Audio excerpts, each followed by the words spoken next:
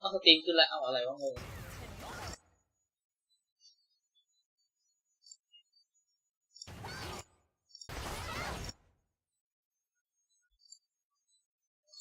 งงกูงงทุกคนงงกูก็งงแชร์สตรีมใหม่เลย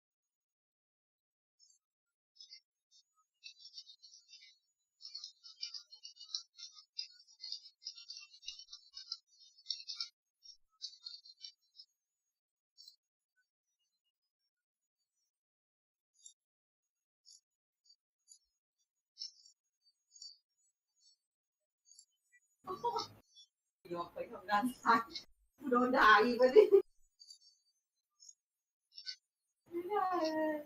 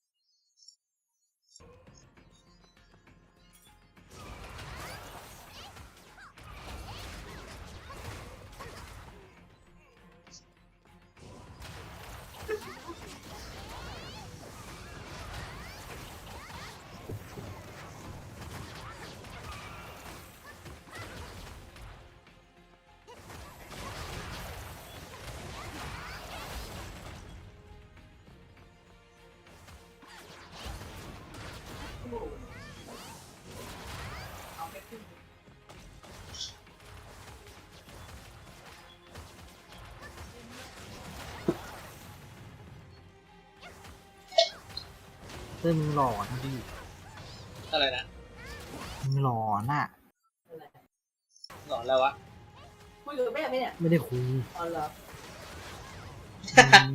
มึงไลฟ์ไม่ขึ้นอ่ะแม่กูก็หลอนเหมือนกัน ไลฟ์ขึ้นนะ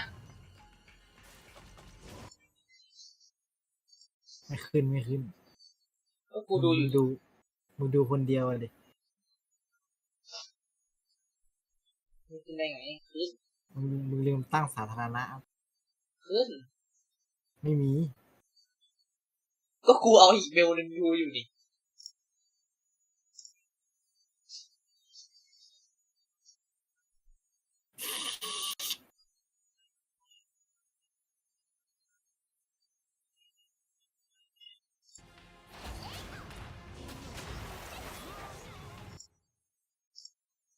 เอาขึ้นแล้วไม่กดด้วยในช่องไม่ขึ้นวะเพิ่งขึ้น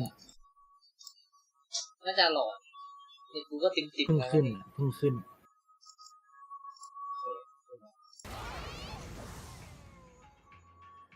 แชทแม่งแทบจะเรียวไทม์เลยนะแต่ว่าที่เขาไม่อ่านไม่ตอบคอมเมนต์คือไอ้เหี้ยแม่งตาแม่งเบลอกันจริงๆแหละ แม่งแทบจะเรียวไทม์สุด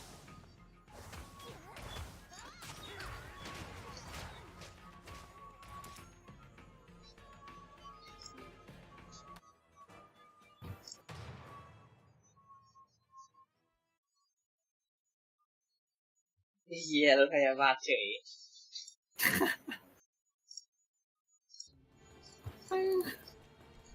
偉大なんか少し変だな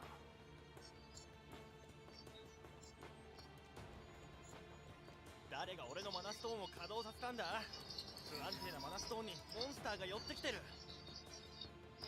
マナストーンを早く ไม่ลองสตรีมบ้างอะ モンスターたちがうじゃう นั่น じゃ ไง しちゃうぞ เน็ตต่อ อะไรนะ เน็ตโทรศัพท์ กูลองดูเกิดสตรีมได้ โอ้ไม่ก็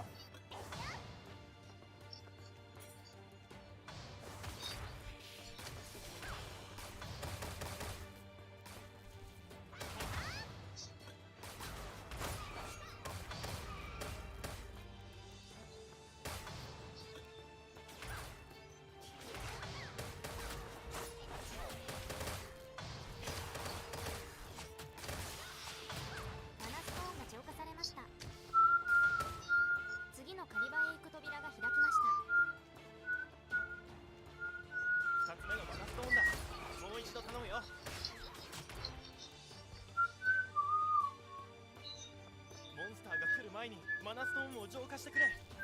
Oh no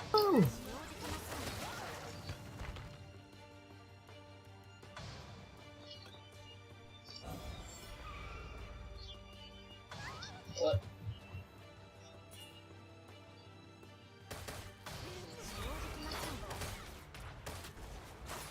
マナストーンが浄化されました。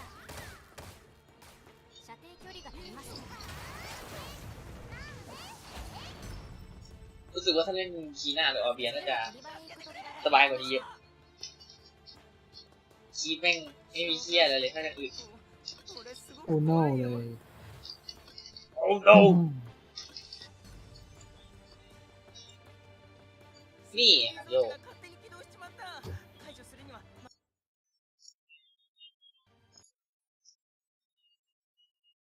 パワーを使ってすべてのマナストーンを活性化させましょう。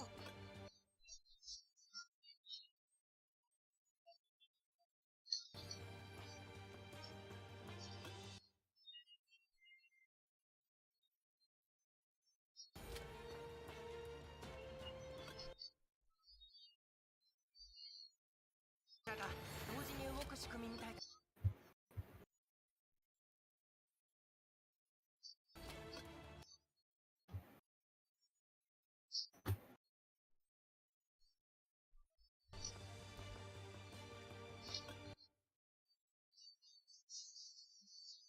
に1回ずつ操作すれば答えが見える。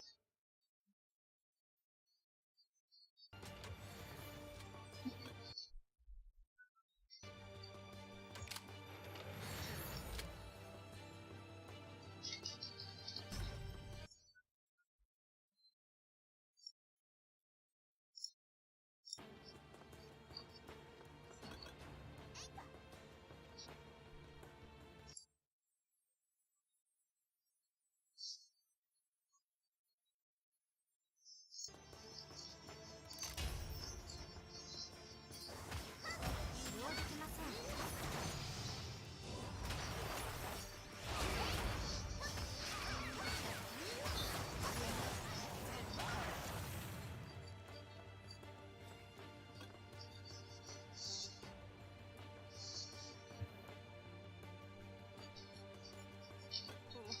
俺すごくなんか少し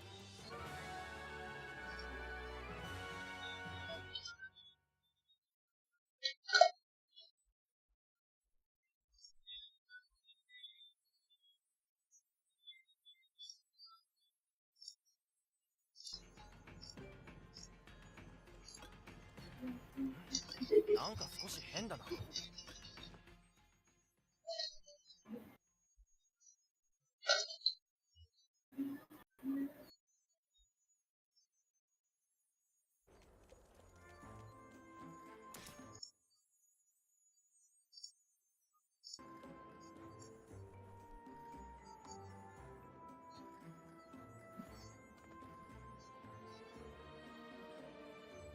なかなか賢い目つきをしているな。 ไอ้เหี้ยหาวอะแม่ง なんかよ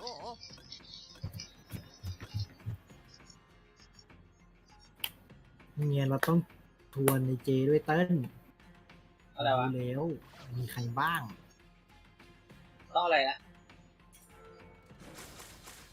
ฮ่าฮ่าฮ่า ต้องอะไรในเกมนะ ก็คือคนตามรายชื่อนี้เลย เชิญตามรายชื่อนี้เลย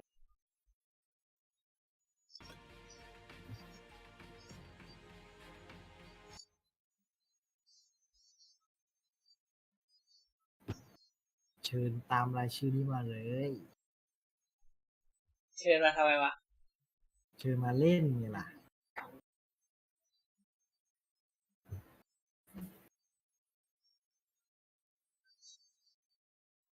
แคปสติกเป็นผู้ดู ใช่ว่าแคปสติกมันไม่เล่นอยู่แล้ว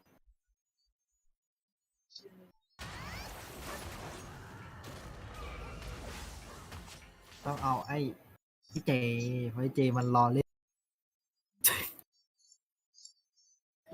the sub button. It's not working. Hit the like button and hit that bell dingy thing so you know when I post a video. I mean, some of you hit the bell. Let's go, baby. ทำบัตรเชิญ บัตรเชิญอะไรวะเล่นอะไรมาโล มาเล่นเลย Tip of the day. Now, a lot of people that play Summoners War, they're very มิเตอร์เปิดแล้ววะน่ะ they would die. However, it could be a good team. You just might not have the right gear or room deal. So do not forget that this is an MMORPG. Don't be ตัวเขา stubborn. Sometimes เขา you ว่างมา just เล่นเก gotta มเนี่ย manual play the game. If you have to manual level 15 a bunch of บาง times ตัวเขาว่าง just มา to เล่น get เกมเนี่ย some really good legend runes, do that. The dungeons are capped anyway, so you might as well manual it, at least until you can auto 100%. Alright, now on to the biggest question. Who to 6-star next? It highly depends on where you're at in the game right now and what your progression goal is. What you want to accomplish next. So I'm going to break this down on what you should be 6-starring first for your first 3 monsters, and then who to think about after that. If you follow this strategy of 6-starring monsters, as free-to-play, this will be the best way to hoard your resources, which is very important, until you really need them. You're going to be getting a ton of mystical summons, and you might pull something that you want to build more than something you've already built. Then you start using reset stones, and then you pull something else that you wish you had the resources to build. So from the very start, while you're pushing the main story, just build Konamiya and Shannon, because you want your field team, your story team, your generic team you can take anywhere.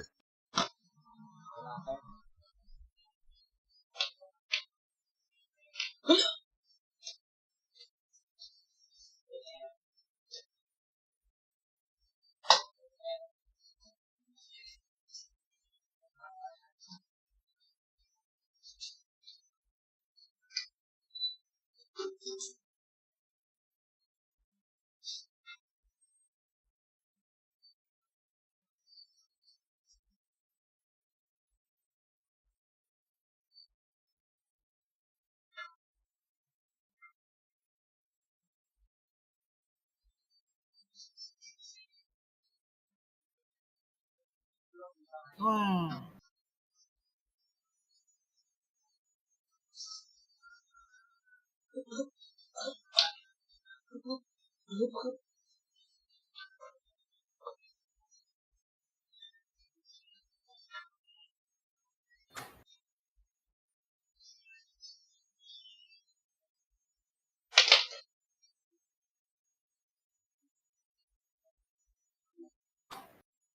มาแล้ว ว้าว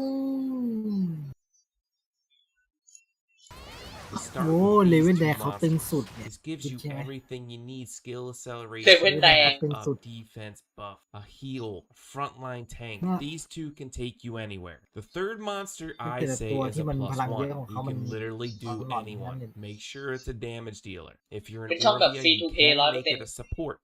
But if you're Cleave or Kina, make it a เย damage ติ dealer. ด้วย If you're starting the game brand new, it can be anyone you like. But I can recommend a few. Fire Fairy Acelia, วันนี้กู Fire เห็นคนใช้ Elemental ไอ Bremis. ตัวไฟของมันเนี่ย เมื่อ ตั กี้ ว เนี่ย หูเนี่ยไอตัวน้อง อ๋อ เป็น หา น้ำ ทำไม Recommend a few. มัน Fire มัน Fairy บัฟวิ่ง Acelia, หรือเปล่าวะ Fire กูเห็นแม่งวิ่งฟาร์ม Elemental โคตรแรงเลย Bremis, Aquas the Water กิฟฟินกำลังได้ว่ากิฟฟอนกิฟฟินเฉย Casey, another Pixie, Gifon Lum. Copper Wind Living Armor, Ramagos Wait, the wait,ตัวน้ำ Warbat, and even Rakata.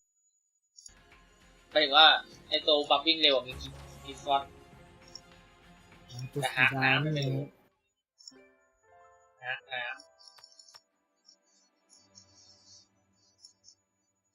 ไม่เห็นมีเลยแล้วเชื่อว่ามันใช้ทำไมวะ ำวิ่งไวเนี่ย อ๋อ ต้องปลุกก่อนปลุกแล้วมันเพิ่มมูเมนต์สปีดให้พวกด้วย มีระดับ 1 เชี่ยมันเลยแบบ มันเลยวิ่ง เกี ฟาย ร์ม ร์ แบบโคตรไว โอ้โหผมเป็นระดับ 3 เพื่อ เพื่อวิ่งฟาร์มมาดิ ฟาร์ม เพื่อ ไหน วิ่งฟาร์มโคตรไวเลยมัน ใน วิ่ง แมป มา เหรอ ฟาร์ม เออ มันไม่ใส่กิฟต์เนี่ย เพิ่มปุ๊บ ระยะเวลา movement speed เพิ่ม5 วิแล้วก็เพิ่ม movement speed ระดับ2เหมือนกันโอ้แสดงว่าใส่ตัวไหนก็ได้สินะ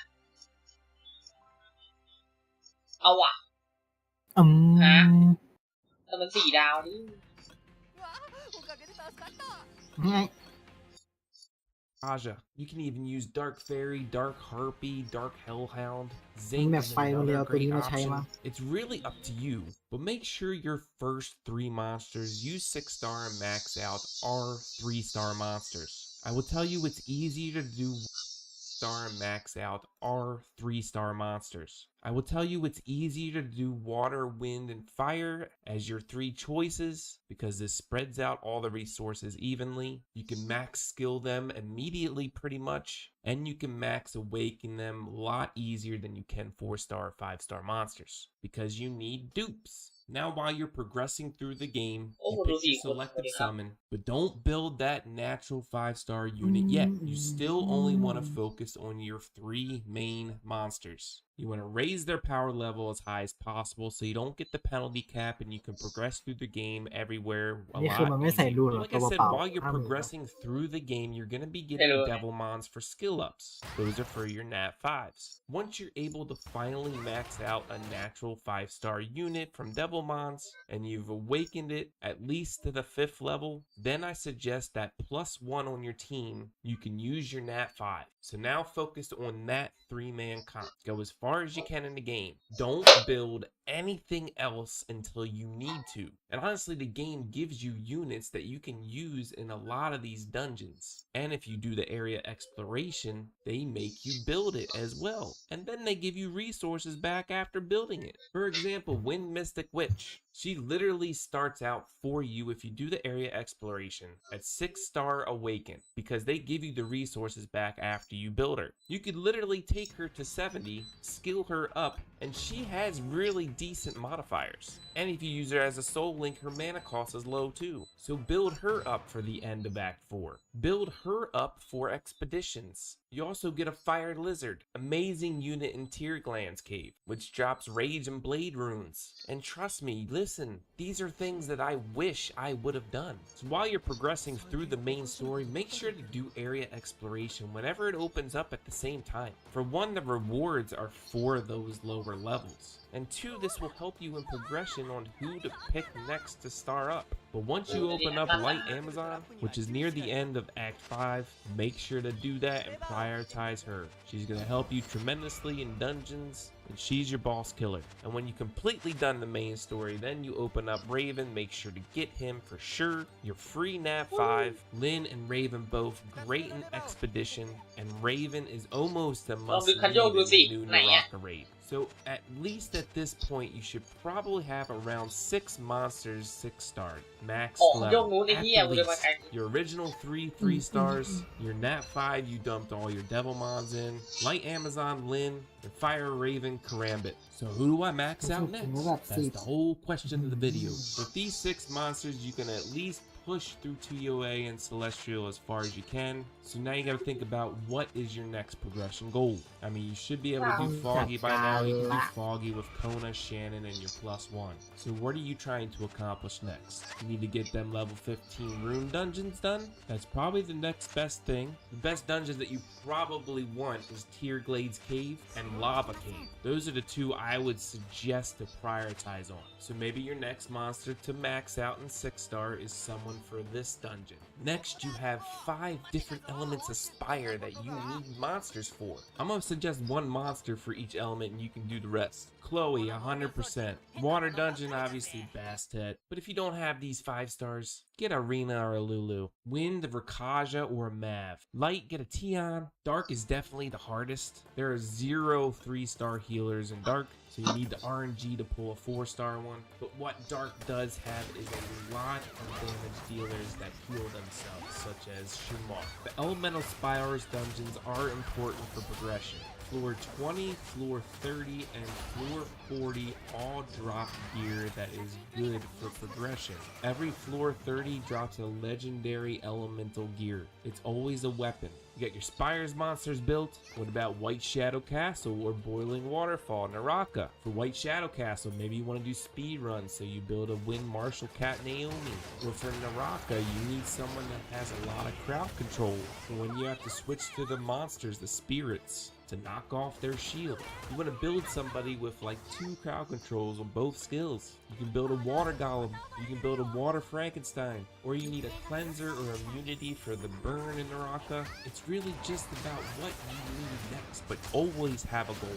Last but not least, PvP. Are you an Orbia main? You need someone with a provoke, or since warriors attack assassins first, you need to build a warrior to protect your Orbia. Do you have a water beast monk? Perfect Orbia match. For Battlefield, are you tired of people running away from you? Build a Windhark. Or just have fun playing the game. Build whoever you want. When I started the game with Orbia, I just wanted her to be fully supported and do all the damage. I built a Raccoony as my +1. I had Konami as Shannon, and Raccoony went through the game completely easy. Tion has skill cooldown, Raccoony has skill cooldown plus skill acceleration, Kona has heals, Raccoony has heals, and a passive heal, and then Shannon is the jack of all trades, attack buff, defense down, attack down, level 1 cleanse of defense, break, and attack down on my team. Whatever you do, you can help yourself and take this advice, because this will definitely help you. However, I also want you to have fun with the game.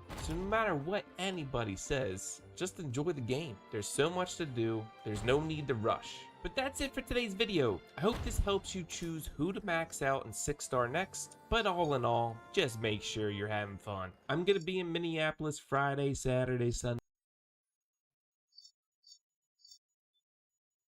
Today's video is going to be another video in the Monster Showcase series. In this video, we're going to talk about pixies, which 3 are the best, and how to build. If you like my videos and like my content, hit the sub button, hit the like button, hit that bell dingy things. Attack buff, defense, evasion over HP. And that's because if you use her in PvP, she will tank a lot of like archer classes, so she can survive a lot more. Second place with the pixies is Tattoo, the fire pixie. Tattoo is actually, in my opinion, very underrated, especially if you run with like a Celia, the fire fairy.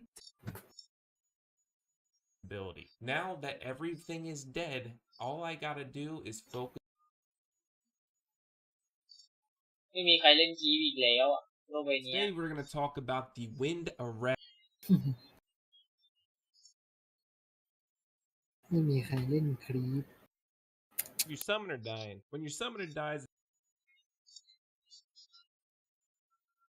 ว่าไอ้ครีปมันทำทรงไง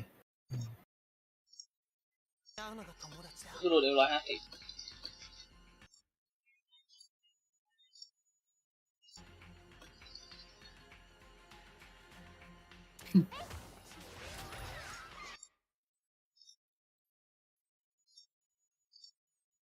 ความหลอน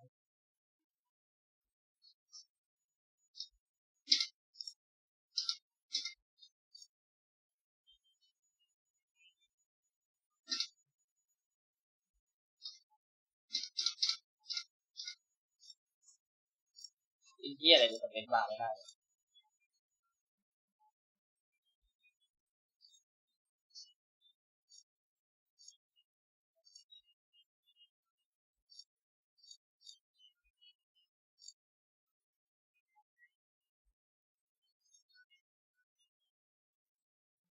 โอ้เฮีย what the fuck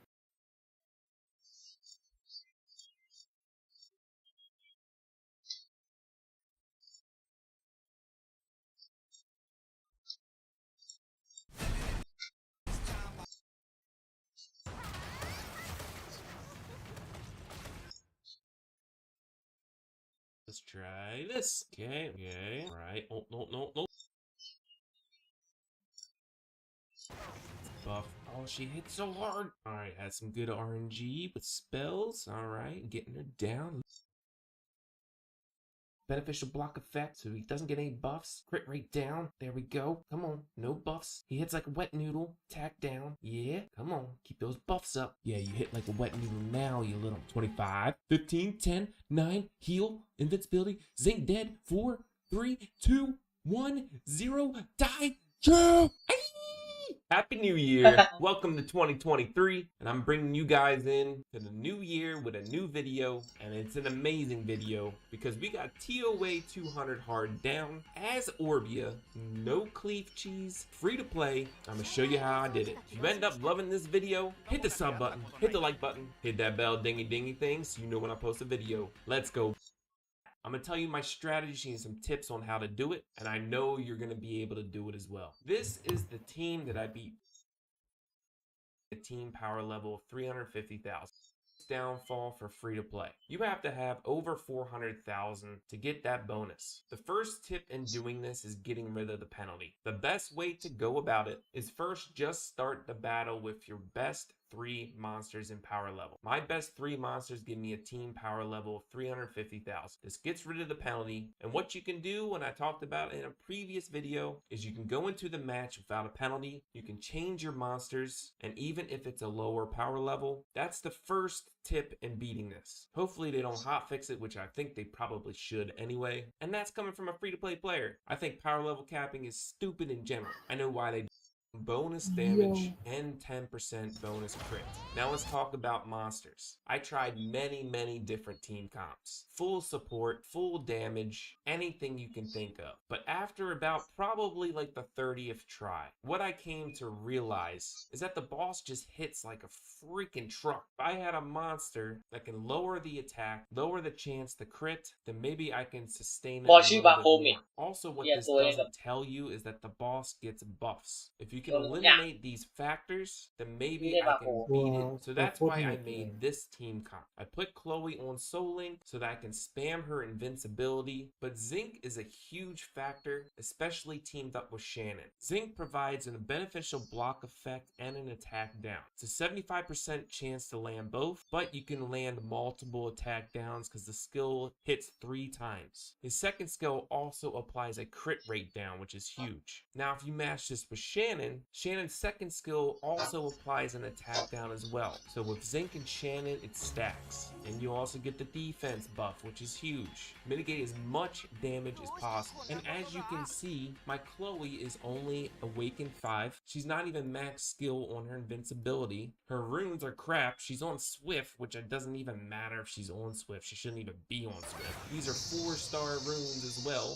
Zinc is on a goofy build, but I mainly focused on accuracy to land the debuffs and defense. He's Awakened 10, and Shannon is Awakened 12 on some blue runes, plus 12, mainly focusing on accuracy as well to land that debuff. Nothing crazy. Of course, Zinc and Shannon's skills are maxed because they're 3-star monsters. Now, onto the fight. There's a อยาก LS แบบโบ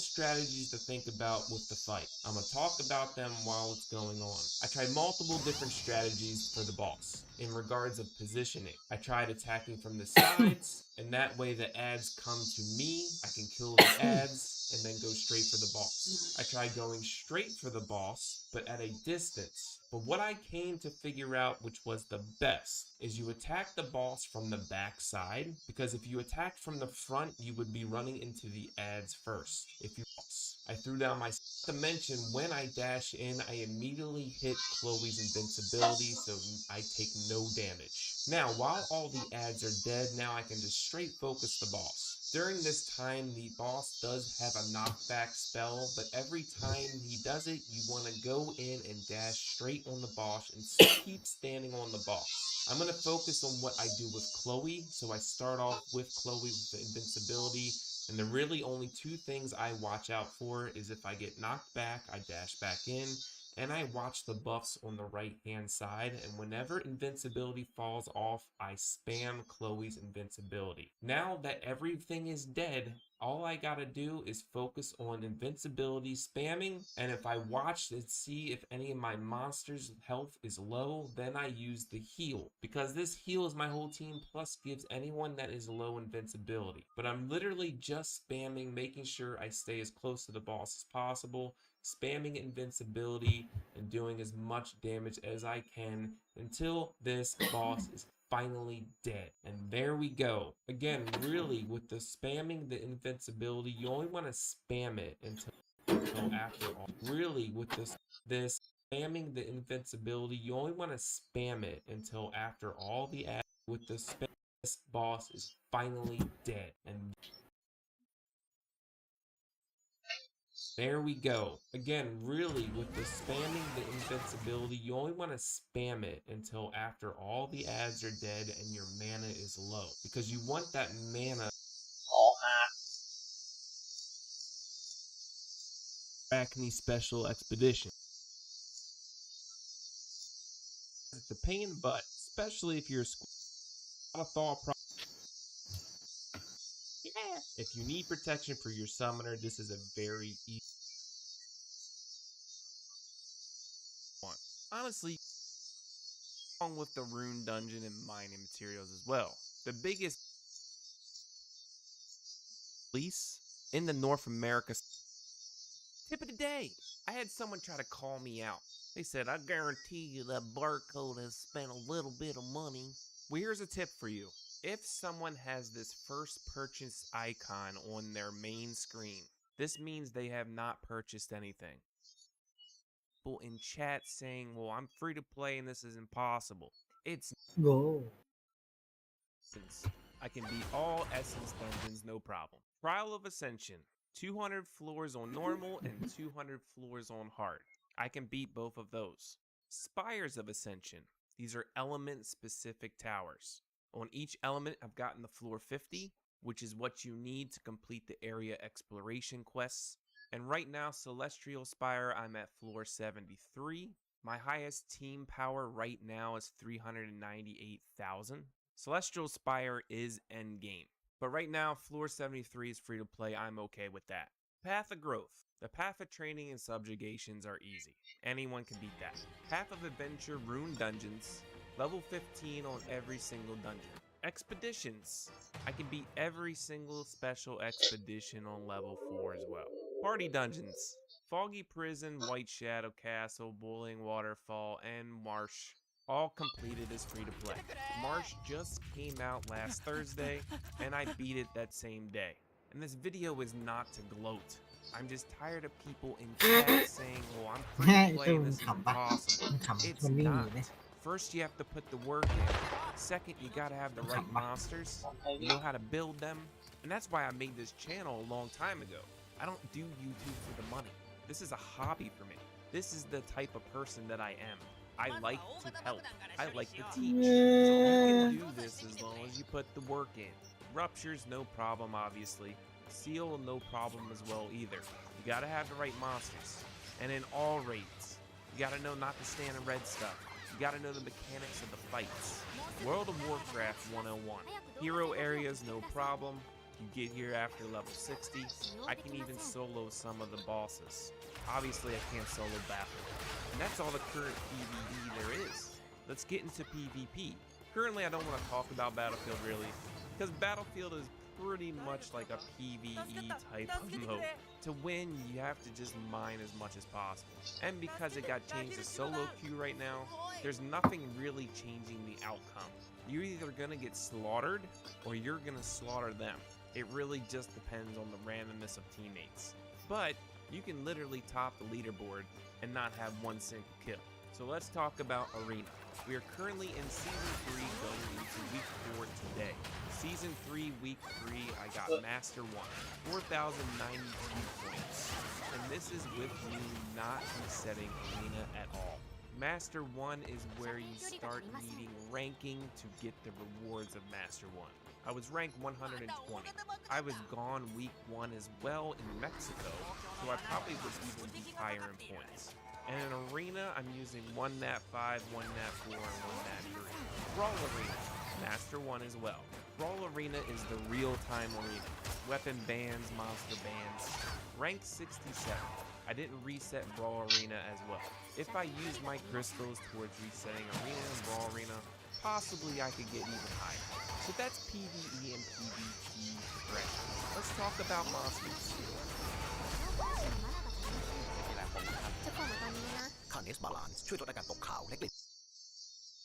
Everybody loves the shiny Nat 5s, but if you can't max skill them, then it's better to do Nat 4s and Nat 3s. And now that we're up to almost the 3-month anniversary for the North America servers, currently as of right now, I have Taeor max skilled, Bastet max skilled, Akamamir max skilled, Fire Raven max skilled.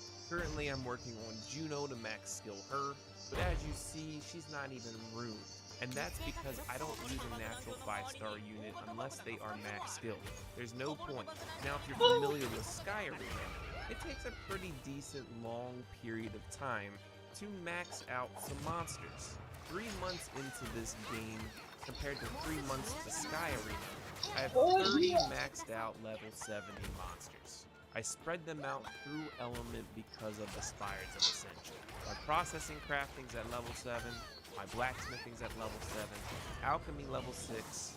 I haven't really even touched cooking yet. My summoner gear. This is gear being obtained from the raids, but these are my stats, and this is with unawakened gear. I only have 2 pieces of 6-star gear, 6,245 attack, 93 crit rate, 146 crit damage. I want this crit damage way higher, but my sub stats just suck with crit damage on this gear. But this is the best I can do currently. So free to play wise, I can do everything in the game.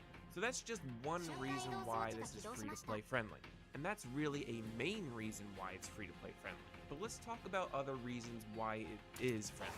One reason is the game gives you everything you need to succeed. The monster story. Monster Story gives you a ton of good monsters that you can use to complete all aspects of the game. Wind Mystic Witch, Light Amazon, who is a natural 4-star light monster, Fire Raven, who is a natural 5-star fire monster, Fire Beetle Knight, 5-star natural tank, and Dark Harp Magician, a natural 5-star dark monster. All of these monsters you can use to complete all of the PvE content. Not to mention that there are nice 4-star and 3-star units you can use that will help you complete the game. In all of the current raid content currently, I use a 3-star unit, a 5-star unit that the game gives you, and a 4-star unit. And me being Orbia, I put out a ton of damage. ค่าไฟมันดีนะเรา People วะ that spend, unless you're super rare like my boy Trouble. But that's besides the point. Pay to win is pay to advance quicker. Also, the game gives you a natural 5-star unit right in the beginning, and you get to select which one, 10 ones if you wanted, and keep doing the quest until it pops for you. Not to mention over time while you're progressing in the game, you'll be getting a ton of monster shards. If you play the exchange pieces shop right, if you know a monster that you want, you just wait till the shards drop. And you can exchange shards of a monster that you may have pulled and don't want to build and put them into something that you do want. So over time you can summon that monster and use it. You can do anything in this game as free to play. And typically when a game is free to play friendly, then it is also pay to win friendly. And that's even if you're a small spender. If you are a small spender, the 2 things that I recommend you getting is the Summoner Pass and the Arena Pass. Those 2 things alone can help you progress tremendously. But for the whales, it's even friendlier, because the more you summon a monster, the more that monster gets extra stats. You can go all the way up to level 14 Book Effect and increase the attack by 473 and attack speed by 15%. Book effects are the end game for free to play. Some other great features for free to play friendly is with Unknown Scrolls. You can summon natural 4-star units in Unknown Scrolls. These units can also be Light and Dark 3-star units and 4-star units.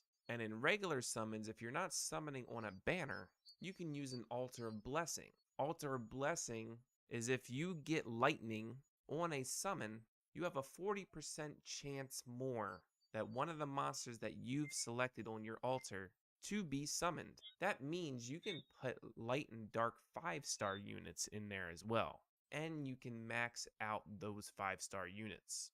There is also always events going on. There hasn't been a day where there hasn't been some kind of event, and usually this event includes getting a natural 5-star unit. and getting multiple copies of that natural 5-star unit. Very free to play friendly if you play the game properly. And that's it for today's video. So the question, is this game Summoners War Chronicles free to play friendly? And just go to town. With Kina, you can do this same team that I use on Orbia, or I've replaced Bastet with Lyn. Here's my run on Spider's Nest, and I'll just show you how fast she goes down like a champ. No big deal. Forgotten Earth Shrine.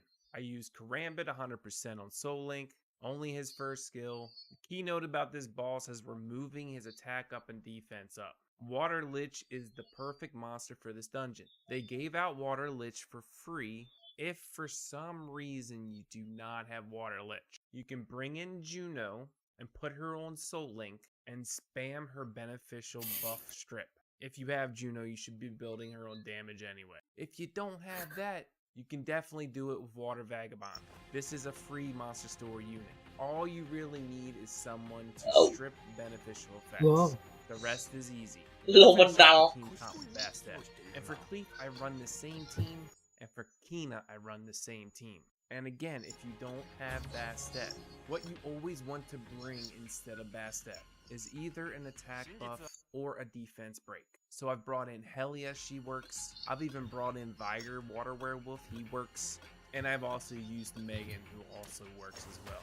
Alright, I just used the first skill of Karambit because he just ramps up his attack speed, and they really just, the Water Lich is by far the best stripper for this dungeon, just because of how his skill set is. And that's a GG. Tear Glands Cave level 15. For Orbia, Bulldozer, Viva Shell, and Bastet. Bulldozer and Orbia do all the work. Viva Shell is there for the passive, the defense buff, Bastet the shield and the attack buff.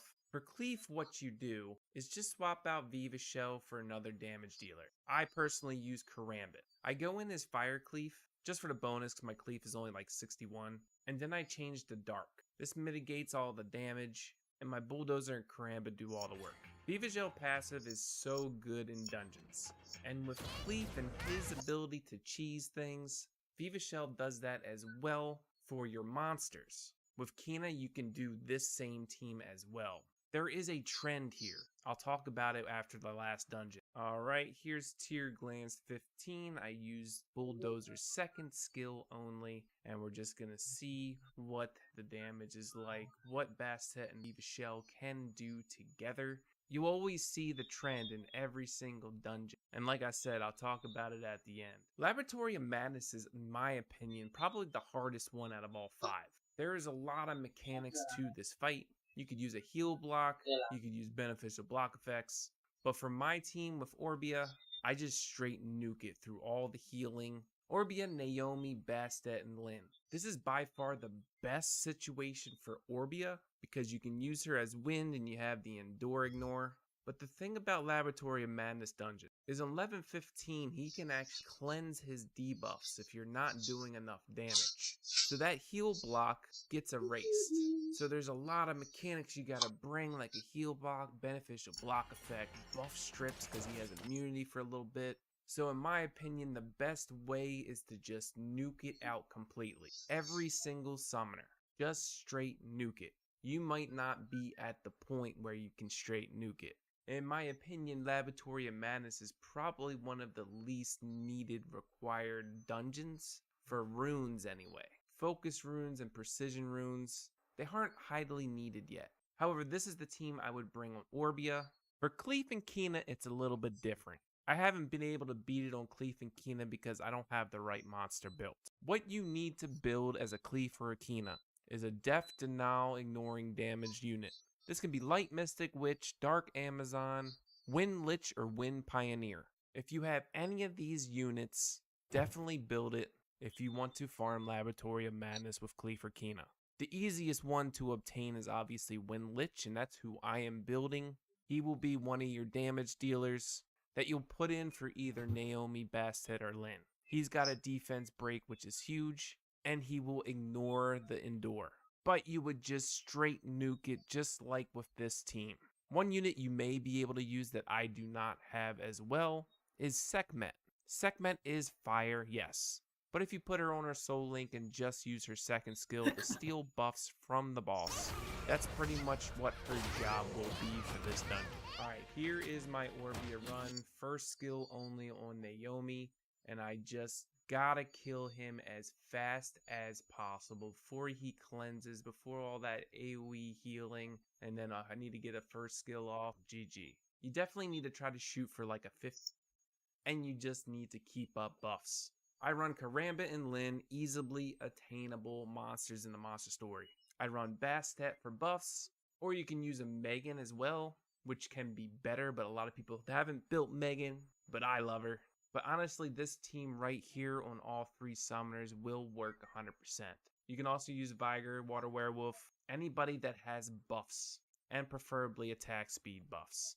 I'll show you the run here. It's really simple. It's just attack buffs, basic attacks, do all your stuff, and it's GG. And you'll see the speed goes down super quick with all the basic attacks like that. And 12, 5s, GG. What is this trend that I spoke of? The trend is with your entire team comp. You at least always have 2 damage dealers and 2 supports. If you're going straight nuke, then it's 3 damage dealers and 1 support. You never want to go into any of these dungeons just with 1 damage dealer. Then you gotta deal with all the mechanics of the fight. And sometimes that can be pretty tricky to make it 100%. So if you can't go all out nuke, don't try to get fancy and bring 3 monsters that are like supports that like, oh, it's going with the mechanics of the fight. It's too much, you won't do enough damage. Orbi is a damage dealer, Cleef and Kina are supports. That's it for today's video. I tried to give you as many substitutions as I could from Nat 5s and Nat 4s, or maybe Nat 4s you haven't built yet. I tried to do it as best as I could. สุดยอด I นะ can just นาย pound out real quick. Giggity. Good job. And this topic is a little interesting. This will be damage dealers that you want to swap out for if maybe one of your monsters die in the middle of the raid. Yeah, the best option is don't have your best damage dealers die. But I'm going to give you options just in case that happens anyway. Or maybe you want to optimize your damage. These monsters will help with that. If you like my videos and like my content, hit the sub button, hit the like button, hit that bell dingy dingy thing so you know when I post a video. Let's go, baby.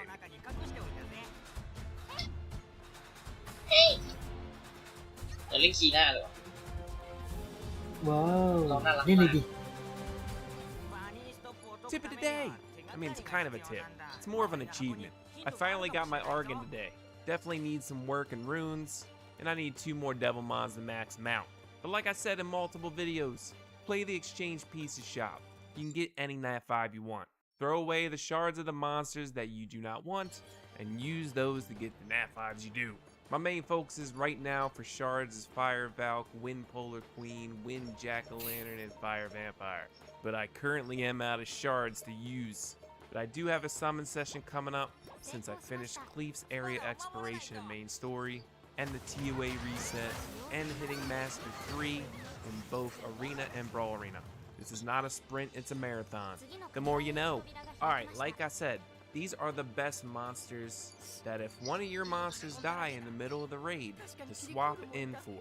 You could even use some of these monsters to swap in for other damage dealers เฮ้ยคนดู if 8 คน you สวัสดี want ครับ to optimize your DPS. You'd really have to test it out and see who you would want to swap out for and when to do it. I'm going to give you a top 5, but also have one notable mention. My one notable mention is Winlich Fuko. Or you can pronounce his name the other way, but come on. I'm trying to be appropriate here, and that's really hard to do. Me better on Soul Link, but you have the option to run him as a non-Soul Link DPS as well. So he's a good option if your team is running 2 damage dealers. One that's a Soul Link and one that what to focus on step by step. There's been a lot of new players in chat and in my Discord, so I figure I'd get this video out now, especially if they do end up making a global server.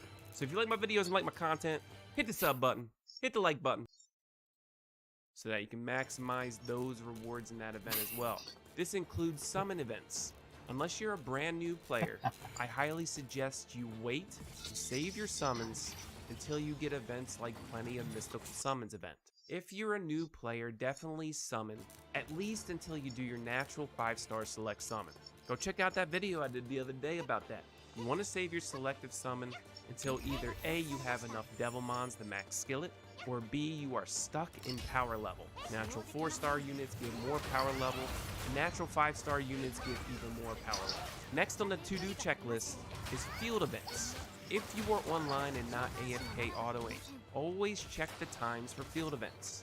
These are free rewards, and they help in certain aspects of the game. Even if you don't rank high in them, just do them. Especially when there's in-game events that give you more points for when you do field events. After that on the priority list, which is already kind of inside of the daily challenges, is all your raids, ruptures, and seals if you have them open. For raids, it doesn't matter what level you are. Make sure to do these 2 easy raids. Every 4 times you complete it, you get a free summon from each dungeon. This event is ongoing all the time. When you get to the point when you open up raids, you get 3 entries weekly. I highly suggest to do them on Mondays, because after all 3 weekly entries are done, then you are able to do a battle support entry once a day, getting coins towards the shop.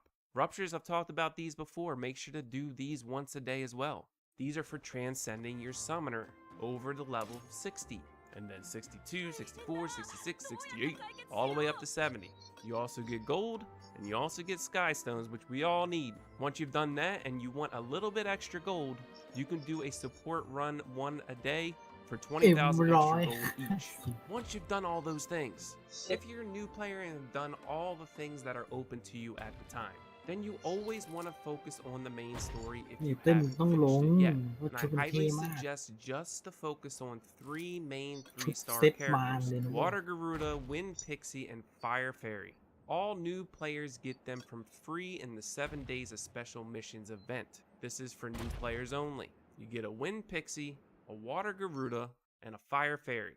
If you just focus on these 3, they can carry you all throughout the main story and even area exploration, until you have to build other certain units for area exploration. You don't need natural 5-star units yet. Just keep summoning while you progress in the game, because you might pull something in one of those summons, a natural 5-star unit, that you probably were thinking about doing in the 5-star natural select summon. Plus you need these 3 for the monster story to get Dark Heart Magician, a natural 5-star unit. However, they had an update to help you max out 3-star units so easy. You can literally max skill these, max them to level 70, max awaken them to A15, super easy. Always focus on main story if you are manually playing the game. If for some reason you need to go AFK away from the keyboard, or AFP away from your phone, then I highly suggest working on the area exploration quests. There's no manual needed besides clicking accept and clicking next story once you finish the quest. Needed besides clicking on the area exploration, because or when it's required to get new monsters or level them up. You want to do your monster stories, your guard journals, and your area dungeon. So you go to guard journal and you have adventure record, area dungeon, monster story. Adventure record is just progression. Playing the game every day, you will get these done eventually. Area dungeons, once you've unlocked an area and have done that dungeon manually in the main story, you will get an area dungeon that you are able to complete on easy, hard, and very hard. It's actually very, very easy, and easy. You get 3-star Rainbow Mons, 4-star Rainbow Mons, 5-star Rainbow Mons, crystals, and normal XP potions. Depending on how many dungeons there are in a region is how many there are in that area in area dungeons. For Monster Story gives you rewards in every single monster, and at the end you get that monster from the monster story. Area exploration will make you do some of these. However, monsters that you really truly can benefit from in progression: Wind Mystic Witch, Light Mimic, which you don't really use that monster, but you get a ton of gold. And when you get to the point where you can open up Light Amazon, Fire Raven, Fire Beetle, Dark Heart Magician, then definitely do those. Now once you get past all that, it may seem like a lot in a video, but it's really not. You can get the dailies done within an hour if you really know what you're doing.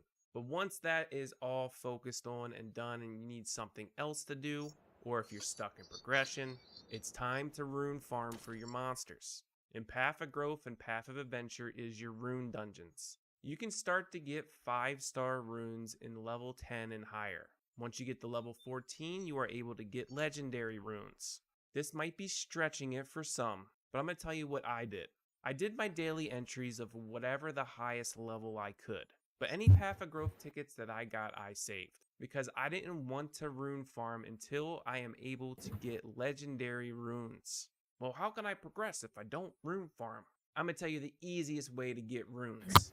That'll help you in progression, save a little bit of resources. You will able to at least... And then when you want to make team comps for your rune dungeons, the 4-star runes will let you beat level 14 dungeons. That's when you start farming legendary runes. If you can't beat level 15 yet, don't fret. Farm level 14 till you get a bunch of really good 5-star runes with a mix of legendary and hero purple until you're able to farm 15. Then your real focus after that is just min-maxing your monsters and summoner.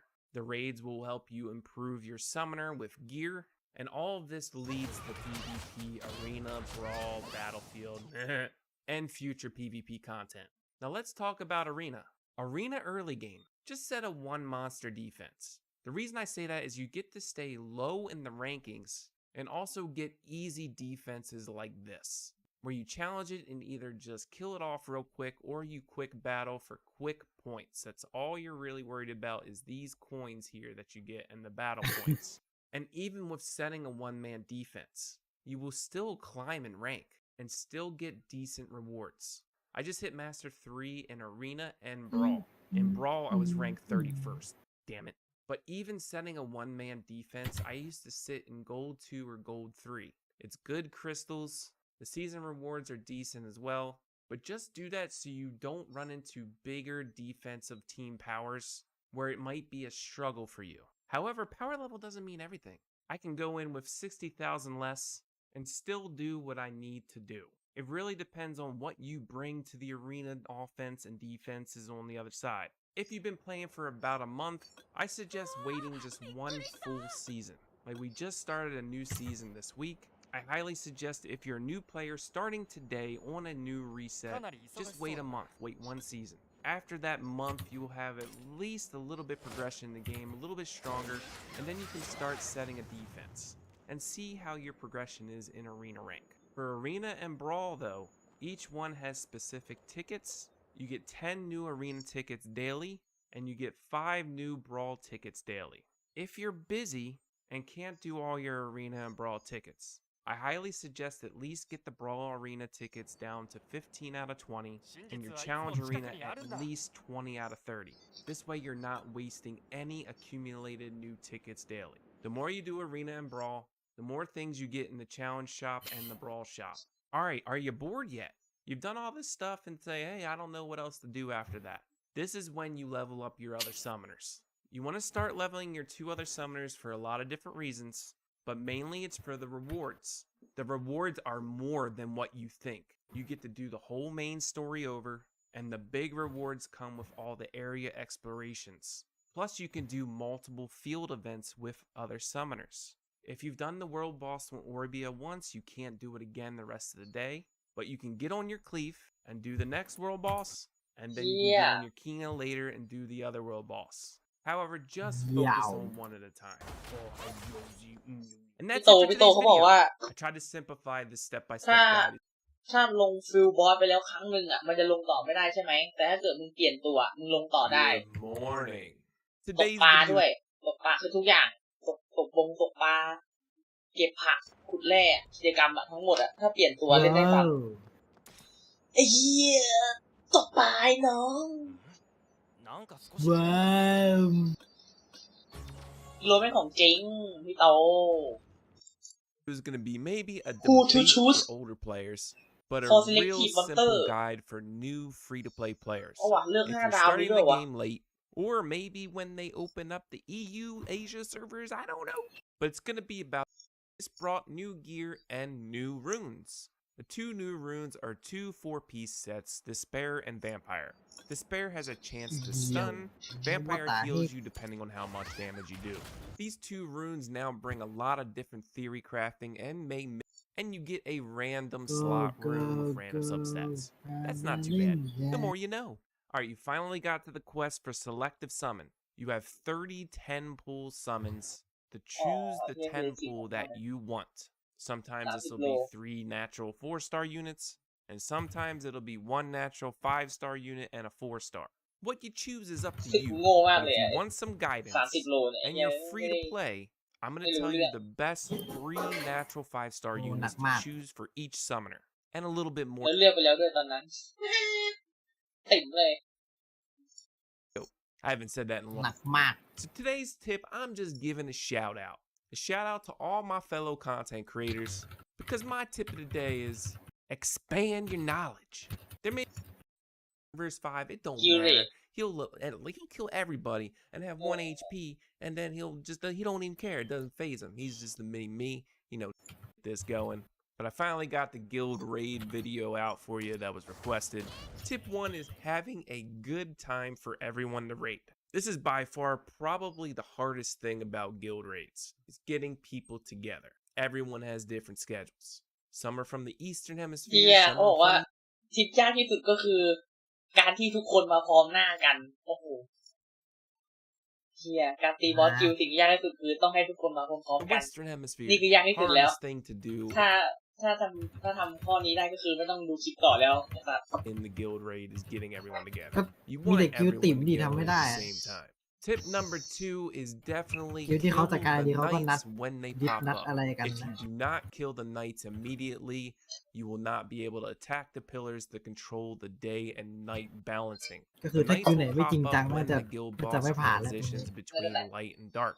All your damage dealers just go ahead and switch your main focus to this knight, kill it off as กู fast ที่ as สตรีมดู possible. คนดู Once คลิป the knight is dead, the คนดู obelisks คลิป come up, ตัวเอง which are the pillars that I keep saying pillars, but they're actually obelisks. So กู tip ส number ตรีม 3 ดู is คนส have ตรีมที่ดูคลิป designated ตัวเองสตรีม obelisk killers. In level 5 for the first time, we had 2 people on pillars. I volunteered myself, and our boy Trouble Jr., aka Greedy, was with me as well. So when the knight dies, the obelisk comes up, and what you need to do is attack the obelisk so that the day and light balance up here is right around the middle. You don't want to kill it too much, and you don't want to let it get it to all the way to the transition to dark or light. You want that line right in the middle. Now, we used 2 designated obelisk killers, and that's all we did in the raid. Everyone else killed the boss. Now, there's a little bit of confusion that people talk about with the obelisks, but I'm going to clear it up for you here. The amount of damage you do does not matter. It's about how many hits the obelisk takes. Each hit the obelisk takes off a specific percentage of its health. So a lot of people suggest light harpoon because it hits 6 times and has a chance to do bonus hits as well, but it's at a 4 mana cost. I'm gonna tell you right now, the best monsters for this มีจะลงดัน is แล้วบอกนะ Wind Harpy. เอาตัวนี้ You เข้าใน can คลิปหน้า even use Fire Harpy if you have Fire Harpy ลงแล้ว built ลงแล้ว already and don't เอาลง want แล้ to ว spend resources on Wind ใช่ Harpy. Orbeas are huge กำลัง because ลง each ด้วย skill on Wind has multi-hits. 起動しました And not แต่มัน only ก็ขึ้น that, รูป but ต้นไม้ basic ตรงกูอ่ะ attacks กู count towards the hits as ล well. งก็เด็กกูลงก็ So เด็ก I brought in ไปลงช่วยคนอื่น Karambit ขึ้น as รู a ปต้นไม้ตรง second กู monster, and the obelisks got ด้วย destroyed so quickly. On the next raid, I am going to solo the obelisk by myself you. with Fire Harpy, Fire มันเหมือนมี Karambit. แต้ม And ส่วน as ตัว you ด้วยว่า see, I never เคยอยู่กิลมาแล้วทำแบบแต้มกิลเยอะไม่เยอะอะไรเงี้ยมีส่วนร่วมในกิลเยอะหรือเปล่า โปรไฟล์ตึง パーティーに ต้อง 加 ทำโปร 入 ไฟ し ล์ ま ให้ し ดู た แล้วเราลงไหน hardly ever take damage. So I can remove a healer and put in another attack speed monster and just destroy the obelisk by myself.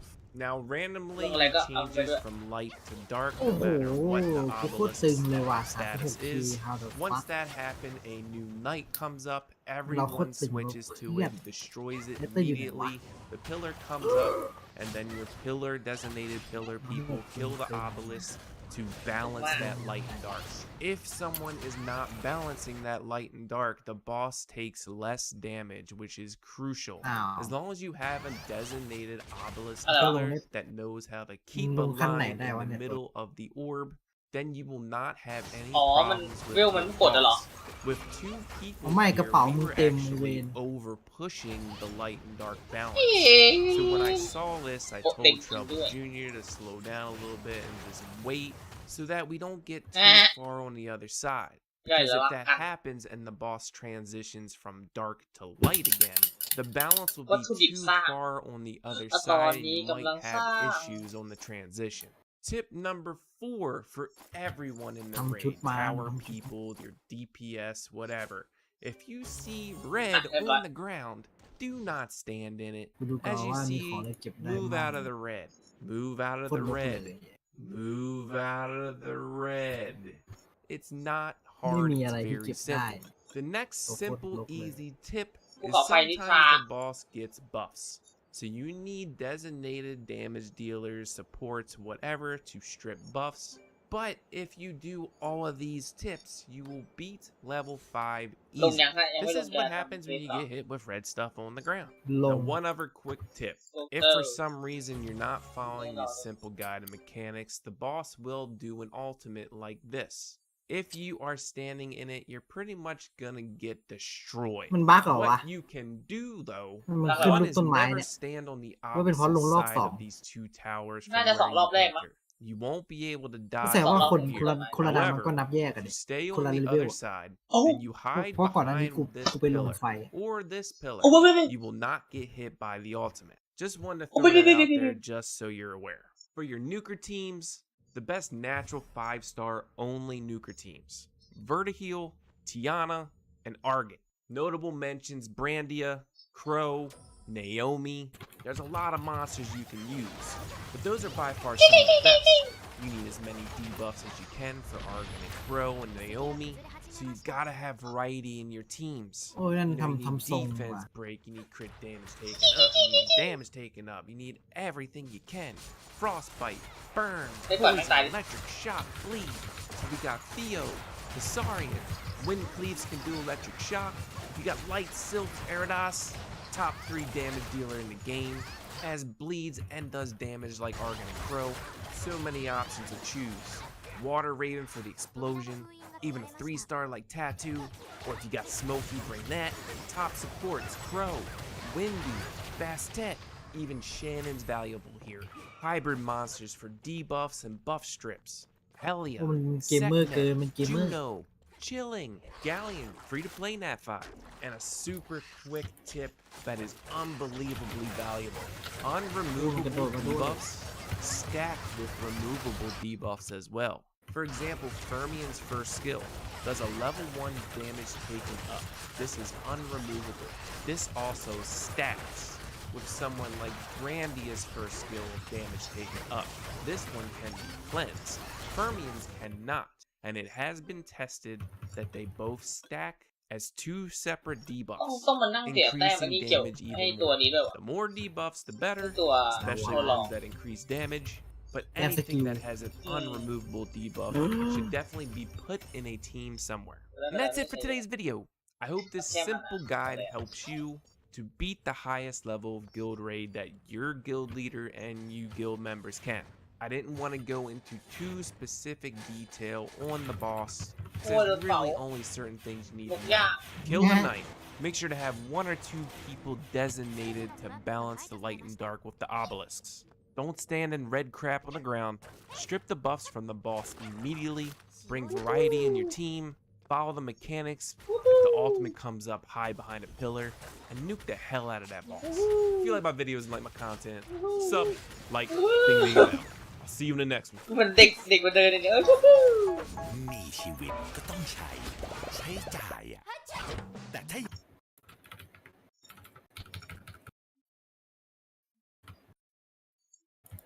Day, but I'm staying up late. เจอ The video is nothing ยีส special today. It's just some pre-recorded brawl arena from today of me in the top 30. Currently ranked 22, 72% win rate. I pretty much picked the same 6 monsters here and there, but I just wanted to explain to you my thought process when going into my brawl battles. If you like my videos and like my content, hit the sub button, hit the like button, hit that bell ding ding thing so you know when I post a video. Let's go, baby.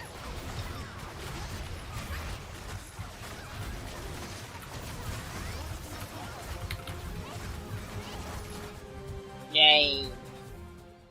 Alright, in this match, my wind staff was banned. I chose water. I love water staff. You can constantly CC, especially with like Tian and Rakuni. เจ It's อ so fun. ยีด But my first two monsters are always typically either Camilla Bastet or Camilla Tayor. It just depends on what the enemy picks as well. But as you see, I banned their Theomars. It was the only threat. I just know that I need to kill แล้ว Tayor ล at งอะ some ไร point. ต่อ But my first focus ลง is ยี Juno. ด Juno is a pain in the butt, especially with all my shields. So I literally just go back in the back. I spam Tion's skill Oh. cooldowns. And I just go to work, and it's constant damage over and over and over, and I make them quit real quick. Just FYI, I always ban fire. In this match, my light staff was banned because light staff is a very meta staff right now in top tier. But I went Camilla Bastet, Tian and Rakuni again. They took Tayor. And I'm just going to spam skill cooldowns. My first threat is the Lupinus. I let her go through because I know I'm just going to go ahead and kill the Lupinus real quick, which I do. Then after that, second is the Orbia threat. So I go ahead and focus on the Orbia. Tayor will provoke me here and there. However, I'm just doing so much damage with the Wind Staff. Tayor is not a problem. Then I go ahead and focus on Joe Bro. And he is dead, and it's GG. All right, in this match, they banned wind, I go water. Every time they go ban wind, I go water. If they ban something else, then I go wind. That's pretty much what I do. Sometimes I go dark. But again, same team concept. Bastet, Camilla, Tian, Rakuni, they pick Tayor. And in this threat, I see the biggest threat on the other side is Chloe. Because Chloe can be so annoying sometimes. I was going to ban Juno, but I just always focus Juno now because it's just so easy to do. I'm already water staff, and Chloe will slow down the amount of damage that I do. So again, I go ahead and select Juno as my main target. I try to get them to stack so I can freeze them, or just do as much damage as I can and just 3-shot a Juno and they're dead. So after Juno, I know Vanessa's gonna res her up or whatever, so I need to just go ahead and just kill. But I just doing too much damage, and they're not doing any damage to me, so she quits. ปลาดุก Alright, in this instance, Dark Staff was banned, so of course I go Wind. Kmart takes Bastet, and I take Tayor Camilla. And of course I take Tiana Rakuni, because why not? That combo is so fun. Now this team comp was interesting. I think I lost in the lobby, honestly. I thought I was going to do enough damage as wind to the fire units to be able to live. However, I underestimated this, I think, in my opinion. I don't know. I almost got the Karamba down once, but Kina and the shields from Bastet were just killing me. Once Karamba procced the passive and went right through the shields, just kind of killed me. So I think I lost ลง in ตัว the นี้ไม่ได้ lobby คุ in ก this one. I should have probably banned the Karambit. Alright, Trend bans my wind staff, so I go ahead and go water. And I think once you lose one, you get into this โว้ like อันนี้ losing เขา funk มา and โช you ว์ start losing ดวล more. ตัวต่อ But ตัว anyway, I think I lost this one in the lobby again as well. Not necessarily though. I just มาทำให้ didn't ดู bring ว่า enough Free2K sustain. ก็ท็อป30 I ได้ should have brought some sustain. Although Fire Frankenstein was a good pick because I pretty much one-shot the Ethna. But after this, I have no sustain because now my Fire Frank is dead. I did kill the Ethna again after the Dark Mermaid res, but she keeps rezzing, and มันจะมีแบนท่าก่อน I run into ว่าไม่ issues ให้เลือก here ตัว because ไม่ I เลือก don't ท่า have นั้นเล any ยอ่ะ sustain. So if แล้ I วก็ had แบน some ตัว sustain, what I เลือก should have 4 แบน did, ห what นึ่ I ง should have done is go to Dark Staff and get some sustain. Because I think I would have won this one, but what can you do, right? Trend just picked me off, and I didn't get a good freeze here.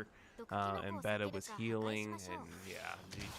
See, don't worry, guys. I show my losses. It's not a big deal. Anyway, my wind staff was banned here, so I went dark because it was an Orbia. I didn't know what she was gonna do. I went Camilla Bastet because of that Orbia.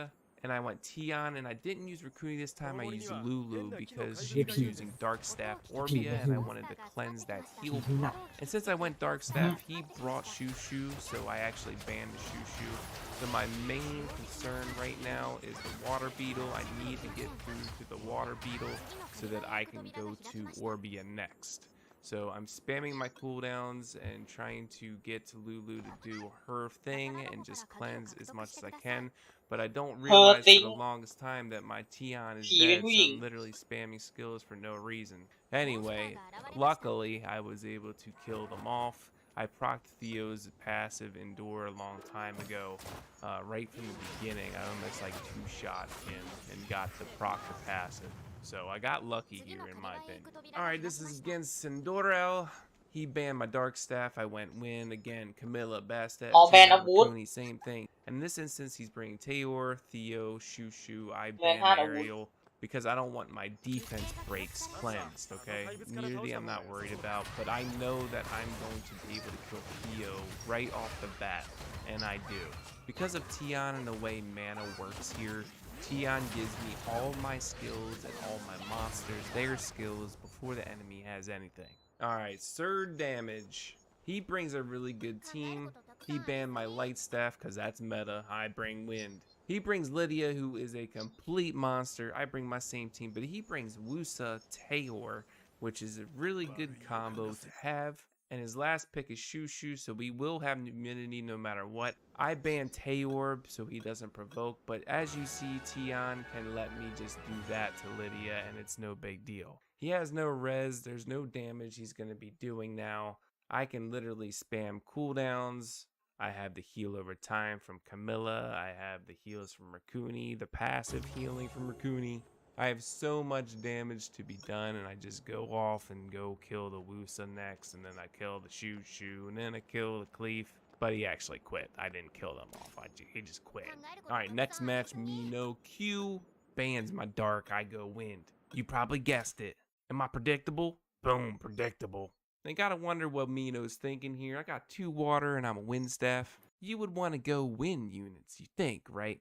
Okay, Chasun's a good pick. Yep, Fire Sky Dancer. Interesting pick here. I went Tian and Lulu, which you thought I was going Rakuni. But the reason I went Lulu is because of Taeor and the Dark Staff Orbia. If he provokes me, I want to cleanse it. If he heal blocks me, I want to cleanse it. He picks Karambit. I'm just going to ban Karambit so I don't have to deal with anybody coming at me while I'm Wind Staff. So first, I literally just want to get rid of the front line, and I pretty much almost 3-shot the Taeor, but they got the heal off with Chasun and Sky Dancer, but that's okay because I have so many skill cooldowns that I get all my skills back in like 2 seconds and I kill her off. Now my next threat is Orbia, which she will be getting a ton of healing, and that's okay, because after I'm done with her and get damage going off and all that stuff, and again, I keep forgetting that I'm on Tian when they die. It's really annoying. It's really annoying. But once Orbia is dead, then it's GG. You think, holy crap, Fire Sky Dancer can hit like a beast. Just know that. It was a secret poke in the butt. I literally clenched my cheeks there. Alright, we got Mars, a very hard competitor here. He banned my Wind. I went Dark. I should have probably went Water. I don't know. I don't think there was going to be anything I could do anyway at that point. I bring my Camilla. He brings Juno Water Beetle. I bring Bastet Tian. He brings Fire Mermaid. Interesting choice. I brought Rakuni. I wanted to get rid of the cleanses, so I got rid of Ariel. And my main thought process was, well, I can just kill Water Beetle real quick, heal block, do what I need to do. But I forgot that Juno cleanses too. I did kill the Fire Mermaid real quick, and I got Mars down real low, but Juno healed the fool, and that sucked, and then I got dismantled. I mean, I did more damage, but Alright, we got 799. Bans my Light Staff, I go Wind. Predictable, but hey, he picked Tian. What do I do here? I got confused for a second. We're down to 15 seconds. I went Lulu just because of the provokes and everything, which I thought was a smart plan, right? I'm getting rid of Water Polo Queen. I don't want to get frozen nonstop. I don't think that was probably the best idea because I forgot. He took my Tian. What's Tian do? Give him all his skills before me, right? I should know the Tian trick. I invented this trick. I thought I could use Rakuni, like I was like, hey, I can just use Rakuni like I can Tian, no big deal, right? But then my stupid decision was to walk in the middle of the arena, and guess what happens when there's a Darien? I get provoked, and now I can't kill the Orbia that's at 10-15% health. Could have killed her. But what did I do? No, I had to go walk in the middle of the field and get provoked. แค่โปรวงเกมนี้คือเฮียอะไรวะ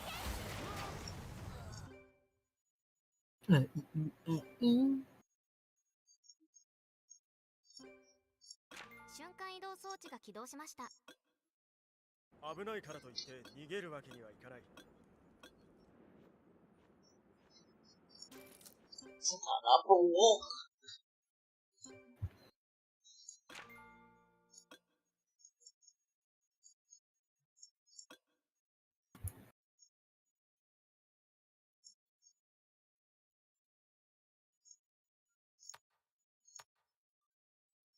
ูมันดูยังไงวะดูยังไงว่าเอฟเฟกต์นั้นมันคืออะไรเงี้ย ไม่รู้ต้องกดไปที่แฮชแท็กดีกว่าแฮชแท็ก ไอ้หมู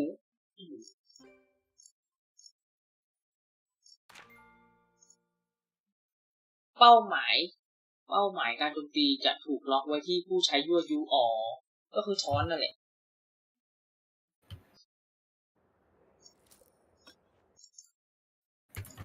Like a big old dummy. And you know what happens to people that make mistakes? Yeah, they lose because they're losers, just like me, loser. All right, predictable barcode. Wind was banned. I go water. I go Camilla Tayor. Tion Raccoon, predictable.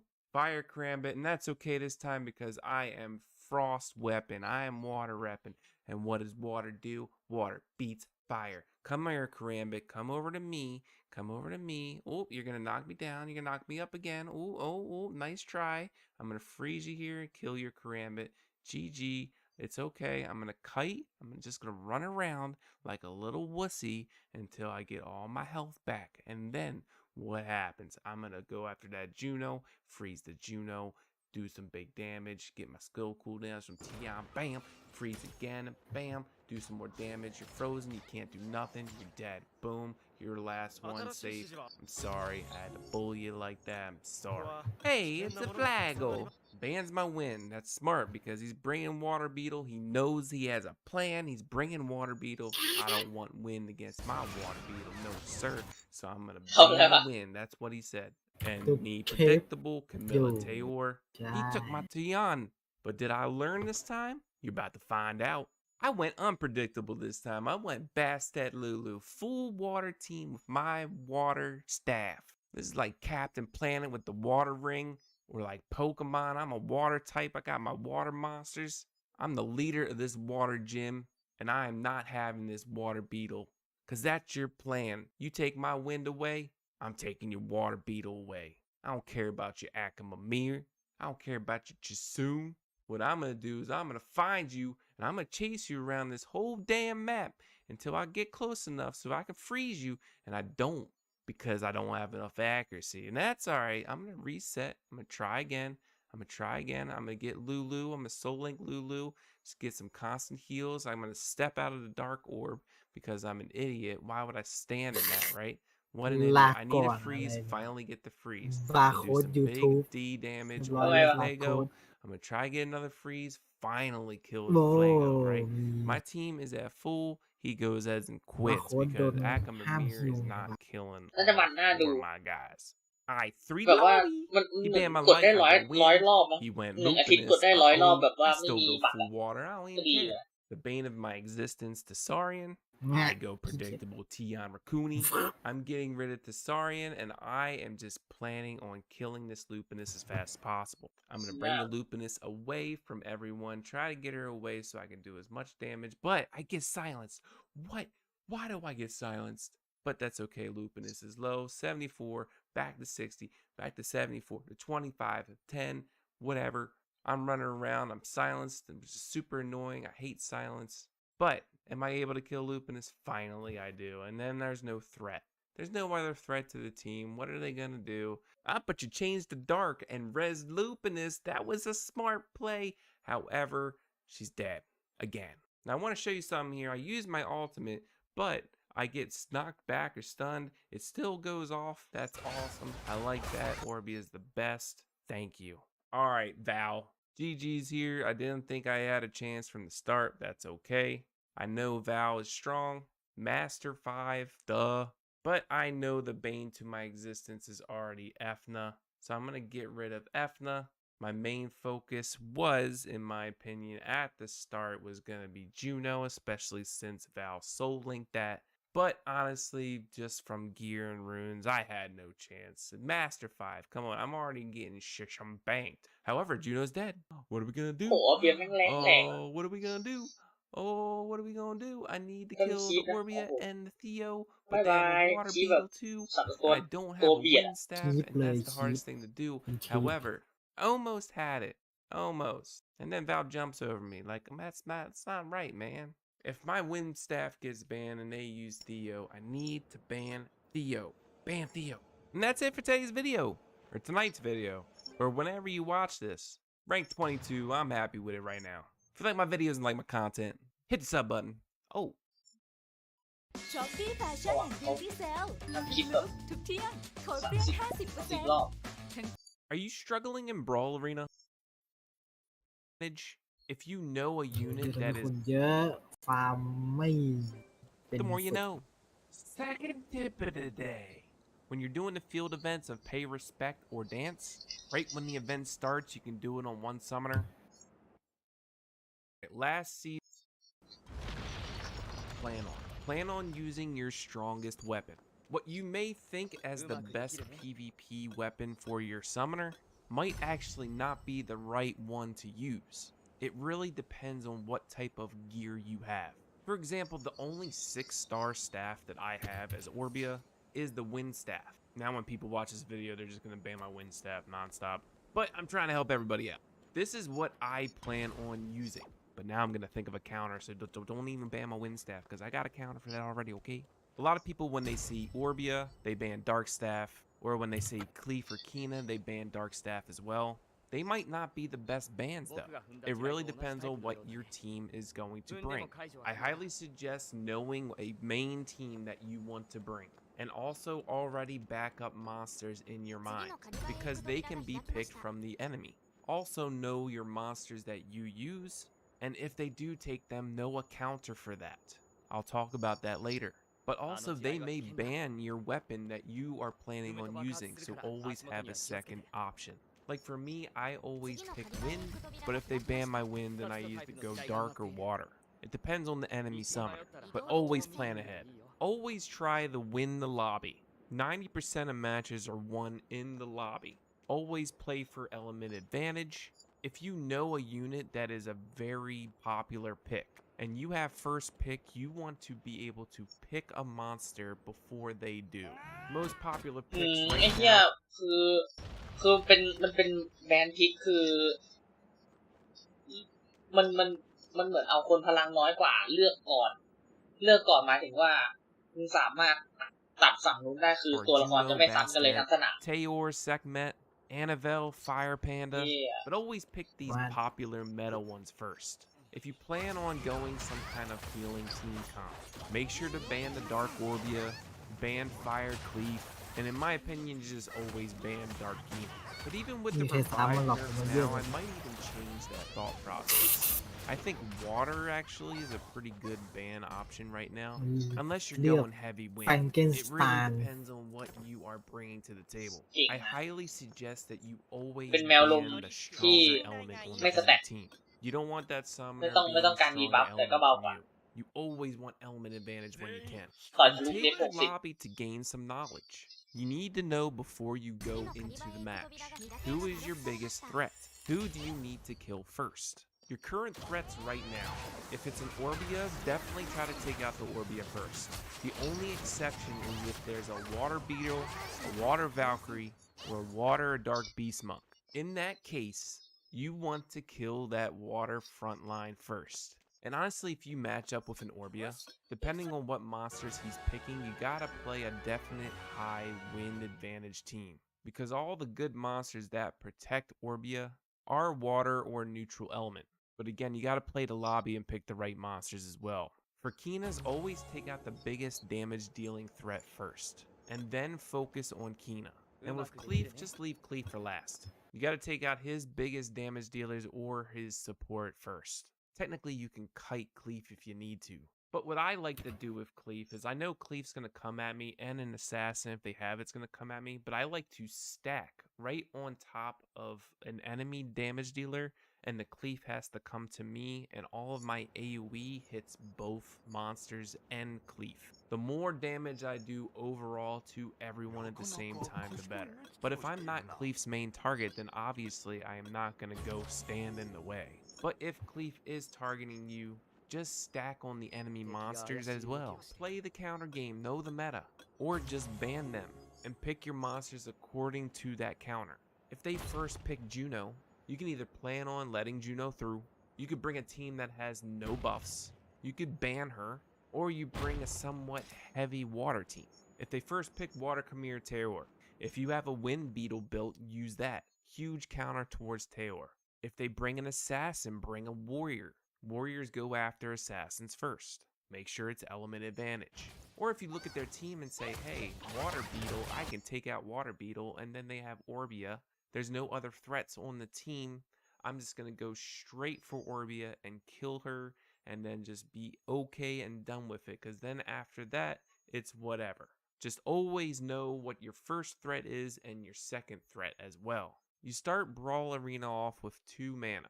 Your 2 non-Soul Link monsters, all of their skills are off a cooldown. So in the beginning of the match, everyone is just basic attacking. So if you have some crazy damage dealers like Lupinus, you can benefit from that. However, assassins tend to get 1 or 2 shot, so you gotta be really careful. All your summoner skills are on cooldown as well. They're all at about 75%. Same with your non-Soul Link monsters. So everyone should know that every summoner's first skill will be up very early in the game. However, you can take advantage of this if you use monsters on Soul Link that reduce skill cooldowns. For example, Water or Light Garuda.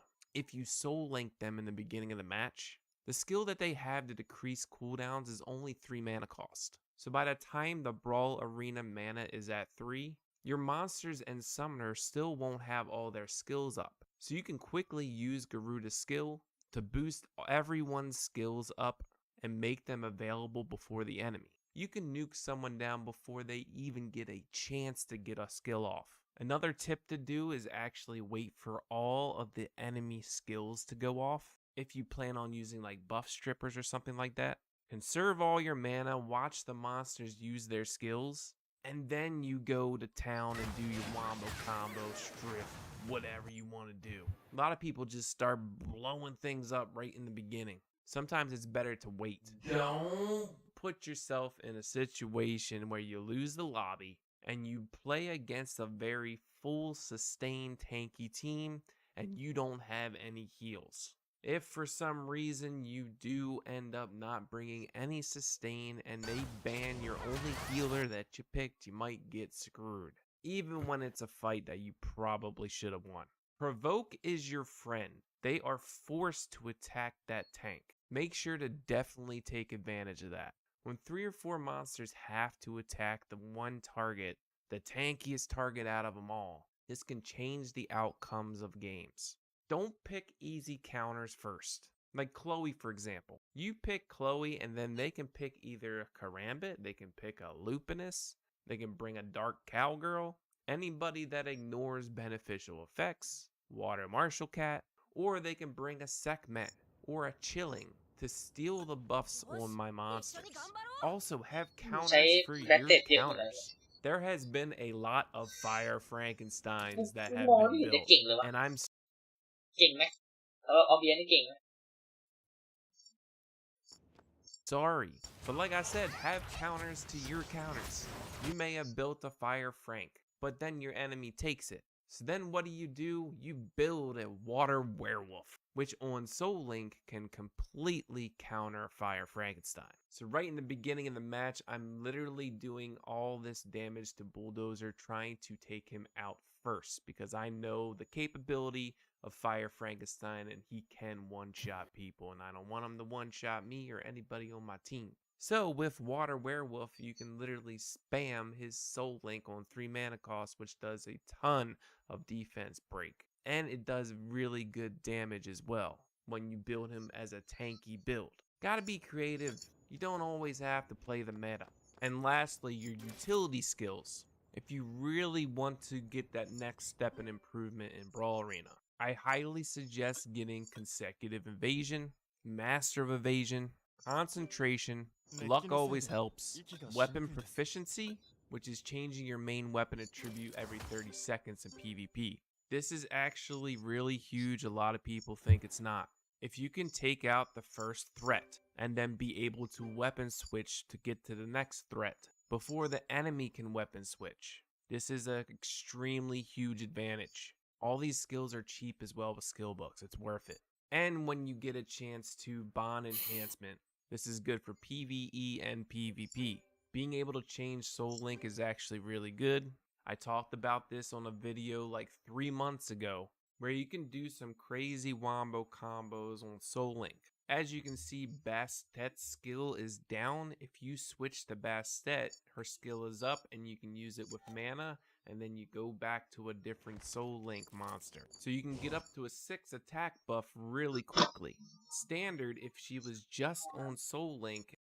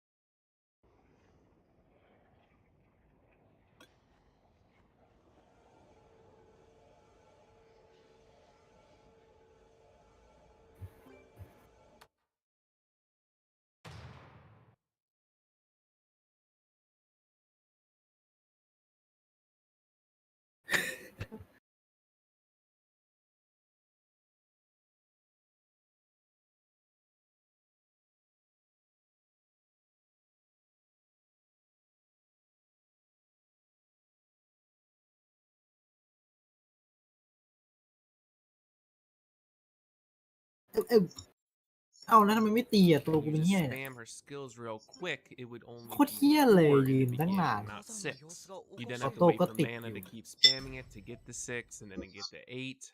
But if you turn both soul links off in the auto skill usage, and you wait for your non-soul link monsters to use a skill like that, then you can switch and spam that skill, and you're already at 6 and already at 8 in the beginning of the match. And monsters use a skill like that, then you can switch and spam that skill, and you're already at 6 and already at 8 in the beginning of the match. And then you just switch completely back to your other soul link monster that you want to use. You can pull off some crazy combos with this as well.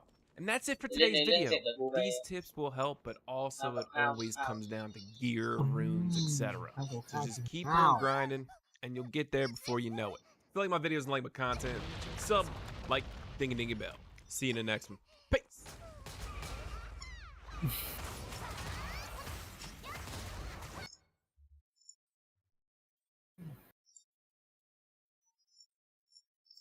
Back to Lynn, the light Amazon 4-star monster story free-to-play unit.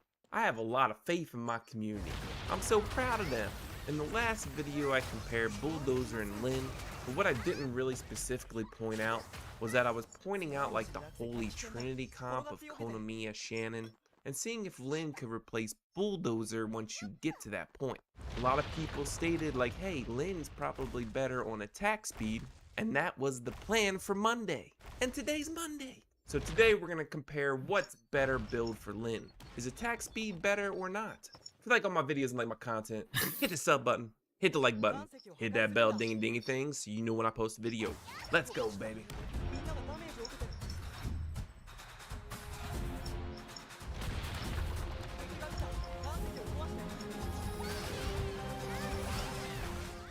Tip of the day. If you want to see a huge increase in your summoner and monsters, then do not forget to level up your Tower of Ascension and Spire buffs. That is the Power of Ascensions. Power of Ascension and Spire buffs. That is the Power of Ascensions. In order to do this, you need 4 different coins, one being Knight Shield, which is from TOA, and the other 3 coins are from Celestial Spires. Every single floor of Celestial Spires has challenges. If you've completed the floor the challenges open up, you have to click on that floor, click the down arrow, and there's 3 different challenges you have to do. Doing these will net you the other coins of Token of Test, Token of Guard, and Rahil medals. If you're trying to make your summoners hit harder, the immemorial power, you can unlock these buffs and they'll give you a power increase. Doing these buffs gives your summoner raw stats, which increases the power level. You can also increase your monster's attack, defense, and HP in the summon power, which gives them more power level as well. Focus on ones that are specific to your account and the monsters you use. I have a lot of HP based monsters, so I'm going to unlock Guard Aura. If you use Teor, for example, it will increase that monster defense in the Energy Aura. If you're using Kina, go to Alchemy Power and increase the Heal Aura. Alchemy Power also increases the amount they receive in healing from monsters and your summoner. If you're having problems with TOA 200, go to Celestial Power and go to the Light Power. You can then go on to Summoner's damage taken from light to decrease, your monster's damage taken from light decrease, or your summoners or monsters damage to light. Or if you're trying to push PvP and you know you run up against certain monsters all the time that give you problems, you can go to specific elements and buff those powers as well. After you've done as much as you can, your summoner's power level increases. Don't miss out on this. The more you know. Okay, so let's talk about Lynn. I brought Konami and Shannon before to test between her and Bulldozer. But Bulldozer actually benefits from Konami and Shannon more than actually Lynn. Lynn gets nothing from defense in regards to damage. Because of how her skills work, she needs attack, but she also needs attack speed. Because her basic attack actually deals more damage to bosses. 30% damage dealt up on her basic attack. Plus it does damage based off the target's max HP. So we're gonna bring a team that would benefit Lynn more and see how it compares. We're gonna build her on a regular nuke build, and we're gonna build her on an attack speed build with the best runes that I currently have for an attack speed nuker. But we're also going to bring Megan, who brings an attack buff and a attack speed buff. Not only that, we're gonna bring a crit damage buff too. Alright, so I brought in some monsters just to get the bonus, but now I'm going to switch to the team that I want to use to test out Lynn the most. I'm going to use Wendy, Megan, and Lynn. I'm going to first use the crit damage buff nonstop on auto and put Lynn as a non-soul link. I'm going to test out if Megan would be better to give more attack buff and speed up, and then I'm going to use Lynn as a soul link as well. These are the stats that I'm starting with Lynn first, just a straight nuke build, low attack speed. I'm going to put it on auto and just use Wendy's skill. Alright, so let's do what we can here and hopefully take no damage. And let's just see what Lynn can do. I'm going to use the DPS column this time just to compare and see what the DPS is like, because damage numbers doesn't really matter because it just depends on like my Orbia and stuff like that, right? And depending on how much damage she does, and then it gets into Dragon's Roar and blah blah blah blah blah. So we're just going to see what we got, and it was at 18,000 DPS. 18,000 is a DPS for Soul Link Wendy. Now we're going to Soul Link Megan and use only her skill that gives attack up and the attack speed buff. DPS is pushing, which is good. Alright, we're at Dragon's Roar, and really the biggest was like 15,000 DPS, so obviously crit damage does a lot more for Lynn in this build. We're also going to test Lynn as Soul Link on that crit damage build with lower attack speed and see what we got going on here. Alright, let's start off getting some nice debuffs on the Raka. I'm just going to fast forward just because there's a lot of testing going on.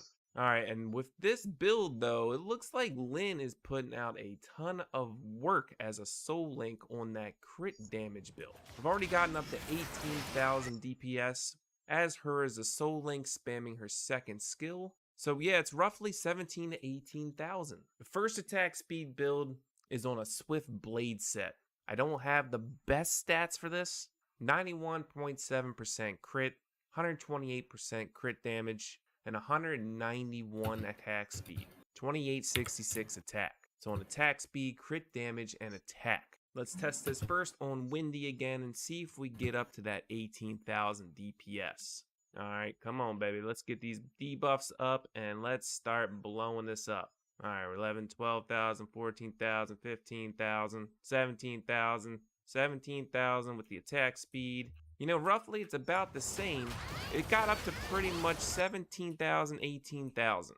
Alright, let's try this with Megan this time and see what we get. And let's boost this attack up and speed up and let's get to town. Alright, he's about to go into Dragon's Roar, and so far I've only gotten about 14,000 at the most. So Wendy as Soul Link is definitely a lot better for Lynn.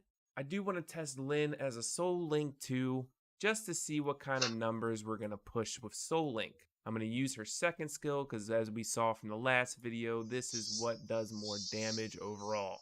Alright, and Lynn as a Soul Link doesn't really compare to what she can do as a non-Soul Link because we're not spamming the buffs and they're not high enough, but it really hasn't reached over the 11,000 mark as her as a Soul Link. And there's the Dragon's Roar, yeah, 11,000 as a Soul Link, and this is on the attack speed build with Swift. For this last build I'm going to test on Lynn, it's going to be more of a damage build but with attack speed. The best I could do currently is increasing her attack speed to 172, 192 crit damage, 3,361 attack. So this gives a balance of the two, between attack speed and crit damage. This does give a little bit more attack too. And Wendy is definitely a little bit better in damage, so let's just see if we can beat the 18,000 mark is what I'm looking for. Using Lynn as a non-Soul Link, spamming Wendy, and let's see if we can beat that 18,000 mark. Trying to get that peak highest DPS, and it looks like she's at 18,000 right now. We keep having to move. I can't wait for training grounds. Alright, so it's roughly the same. It honestly just depends on your team comp. like a lot of people mentioned in my comments in the last video. It wasn't a fair comparison because Bulldozer got a little bit more advantage with Shannon. However, now what we need to do is make a more beneficial team for Bulldozer. Can Bulldozer beat the 18,000? Lynn kind of maxed out in all three builds around 18,000 comparing where she was soul linked or non-soul linked or windy spam or whatever. So let's see what we can get with Bulldozer. I'm going to bring Shannon and Windy to max out Bulldozer's potential, just like I did with Lynn. First, I'm going to test out Bulldozer on his soul link because that's really where he benefits the most. Although he did well as a non-soul link, don't get me wrong. And the DPS meter already hit 21,000 on Bulldozer. He does have the burst, which is crazy. The DPS does get up to 19, 20, 21,000. But overall damage over a long period of time, that would be the question. I can't wait for training grounds so we can be a little bit more precise in our testing. Let's do one more test. And since Wendy gives defense buff too, I'm going to bring in the Konamiya Tion and just reset skills over and over and see if Bulldozer is a little bit better on non-soul link with a Konamiya Tion. Alright, here we go. Dodge out of this, wait for the fear, and let's get to work. We're going to keep resetting the skills so they just have that reset skill over and over, and just watch the DPS meter on Bulldozer. Definitely a lot better as a non-soul link with Tion Konamiya skill resets. But I think we can all see here that Lynn is a way better non-soul link damage dealer than Bulldozer if they have the proper team composition. And that's it for today's video. I just wanted to showcase different builds on Lynn. Because yeah, I think everyone is correct. I didn't give her like a fair beneficial advantage towards Bulldozer in testing. In conclusion, as a soul link, I think they are on par with each other. Really depends on the mechanics of the raid. Both great units and very comparable as a soul link. As a non-soul link damage dealer, I think Lynn tops Bulldozer just because of her basic attack. Lynn definitely benefits from attack speed, but as you saw with Rakuni,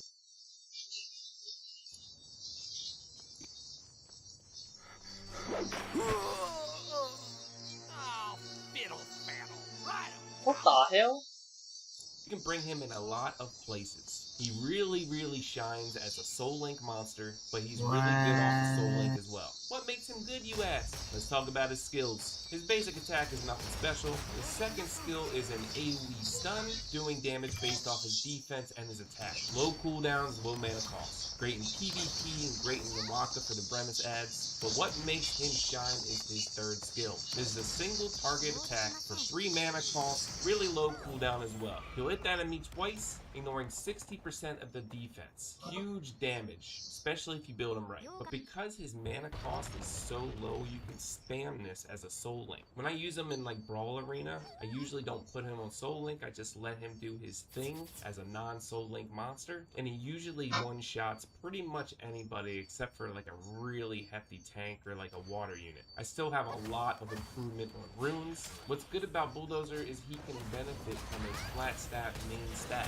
Because of 3 stars having lower base stats, flat stat as a main stat can be really beneficial for them. But he is on Rage Blade, defense slot 2, crit damage slot 4, defense slot 6. I still want to try and see if I can put defense in slot 4 and still have high crit damage. And even my stats right now, they're not really great. I still have a lot of room for improvement. 87.9% crit, I like to shoot around 90, 158 crit damage, which is mediocre, 2900 defense, and this is with not having like perfect sub stats and all the room. Overall though, you really just want to build him high defense, high crit damage, and all sub stats you really want to focus on is defense percent, defense flat, crit rate, crit damage, and attack percent if you can. He's max awakened, super easy to do. I'll show you some places where you can take. Let's see what he can do today on the world boss. The world boss is win today, thankfully, perfect timing. So let's see what he can do. I'm literally using just the third skill, not the second on the boss, and he does big damage on that third skill. We're gonna just see what he can do. Normally I use like Karambit in this instance, but hey, whatever. I'm just testing it out and see what he can do here. I got Shannon for the defense buff.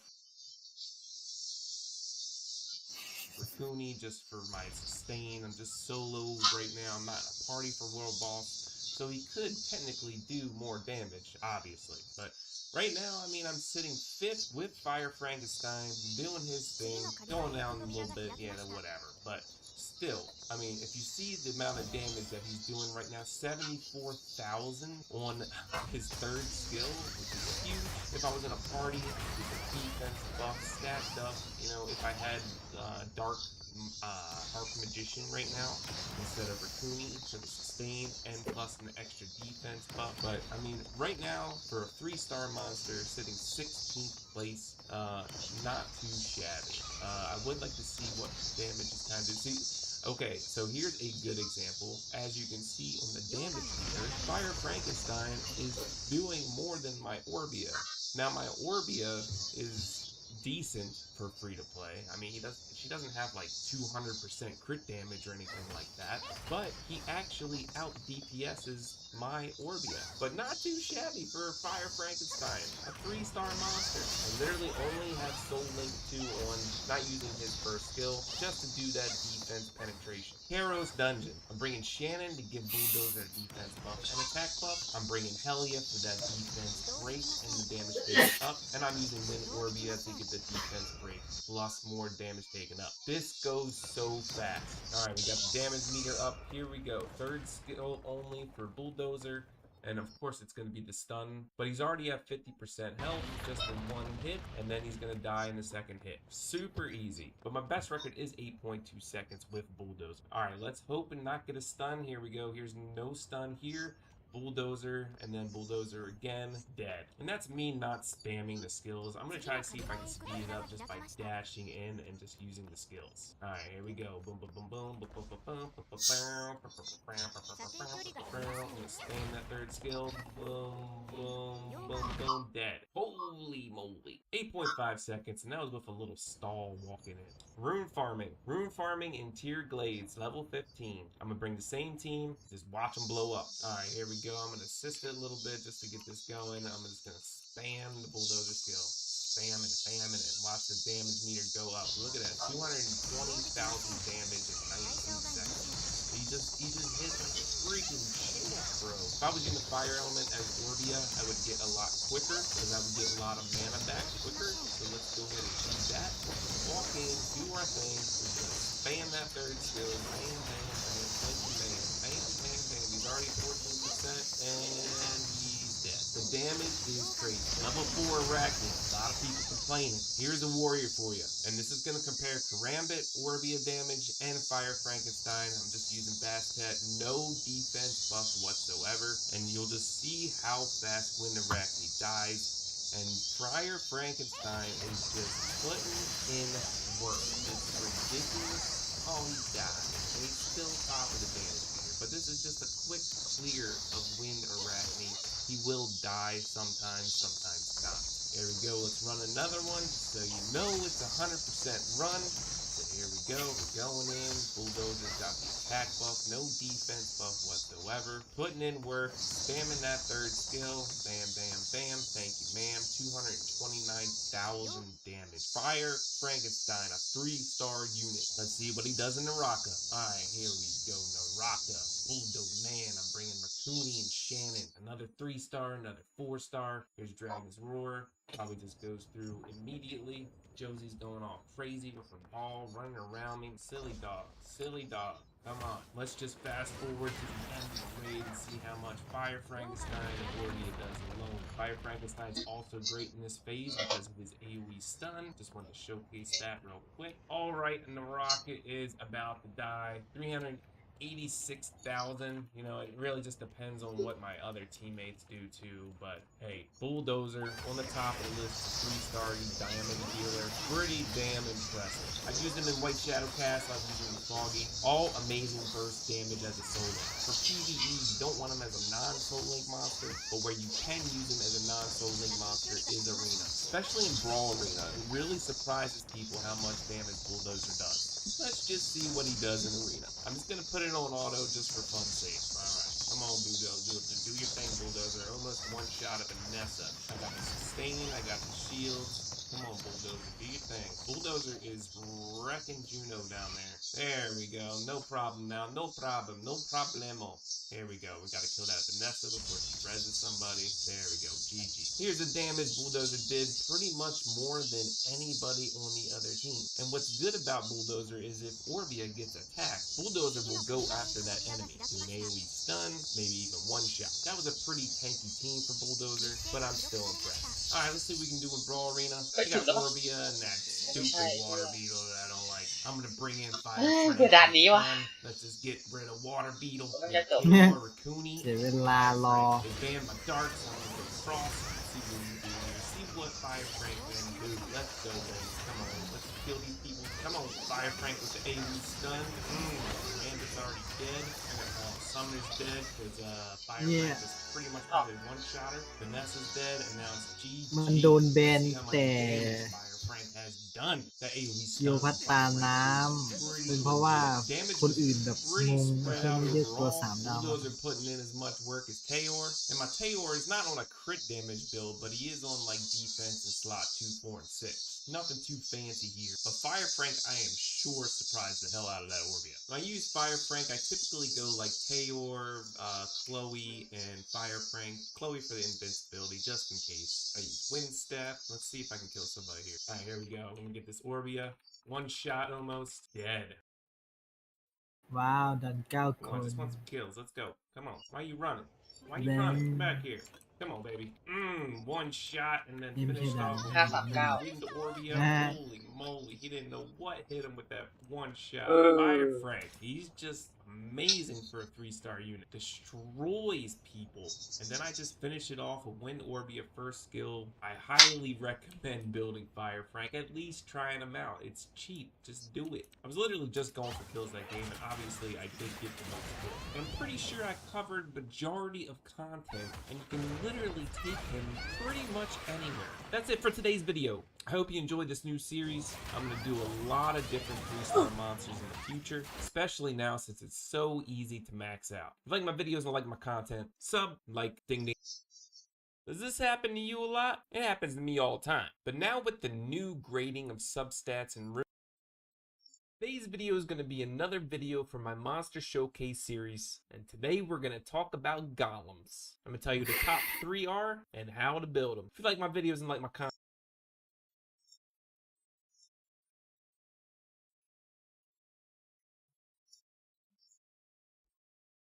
Summoner. Today we're going to do Special Expedition.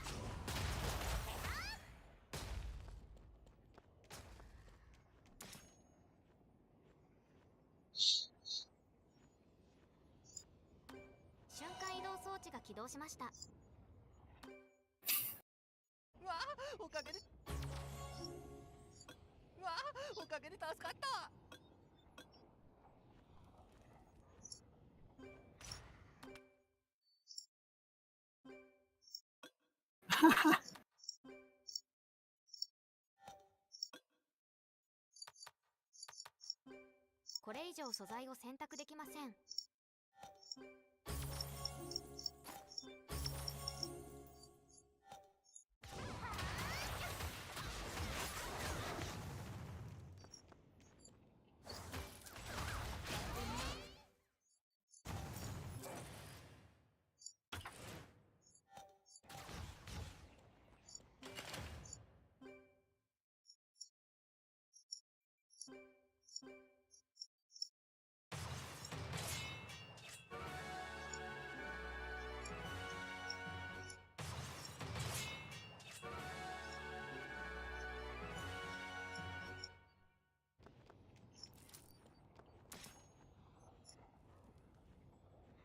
なんかよ。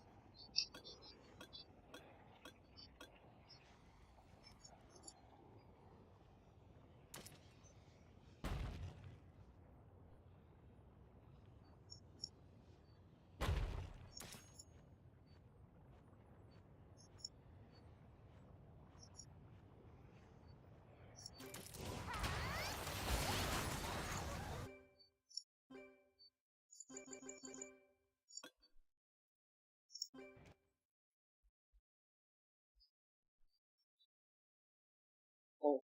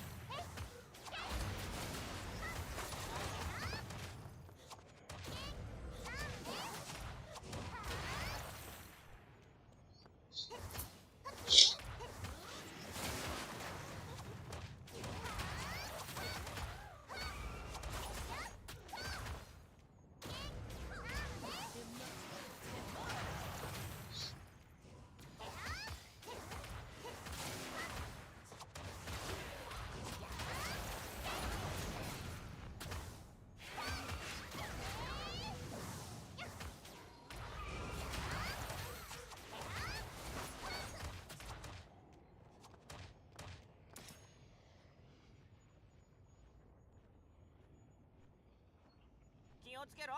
命は一つしかないんだぞ。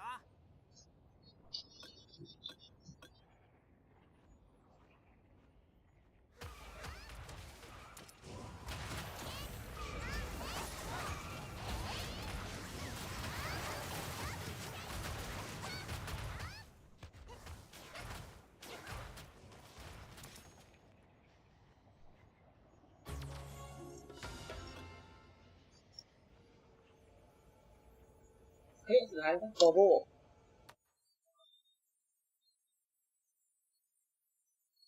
สุดท้ายเล่นเนาะ อืมอืมอืมอืมอืมอืมボルモが動いてモンスターたちが起きてしまった。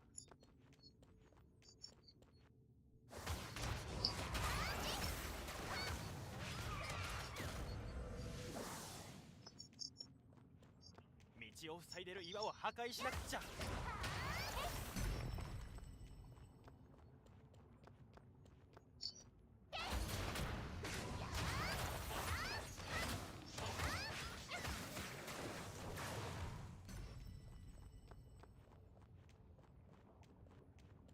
程距離が เฮียถ้าสกินมันถูกกว่านี้นะซื้อสกินอ่ะโอ้โหมันนี่เกิล ロープを使って道を渡ろう เฮียมันนี่เกิลกด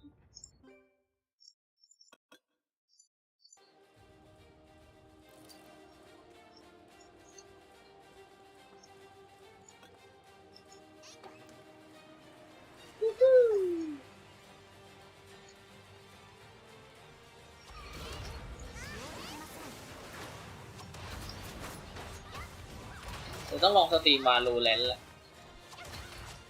ลองสตรีมแบบไพรเวทก็แหลกหรือเปล่า แล้วก็ลงในกลุ่มเลย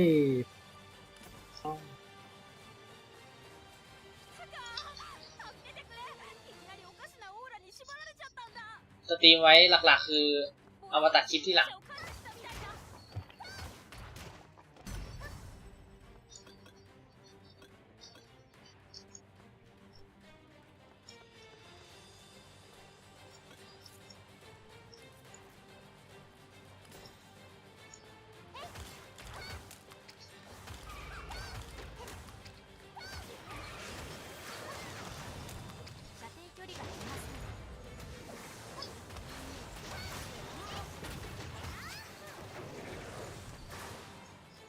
โคตรแรง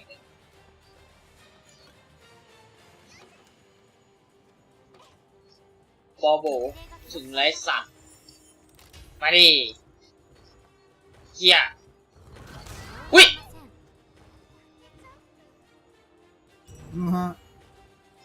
記録された位置から始めます射程距離が足りません เดี๋ยวเมื่อกี้เอาไปตัดเลย ได้เลยอะ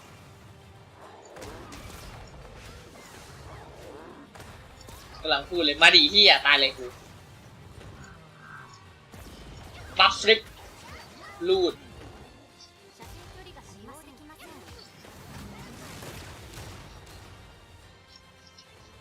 ตี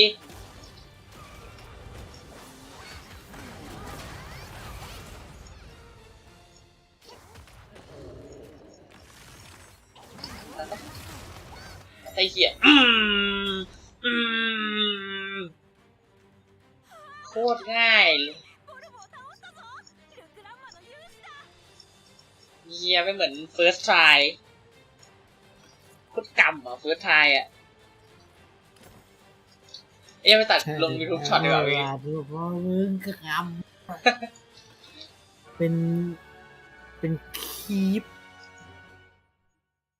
จังหวะแม่งโคตรได้อะกูกำลังพูดเลยอะ แล้วมาดิยังมาปึ้งตายหมดเลยสัตว์เย้แมน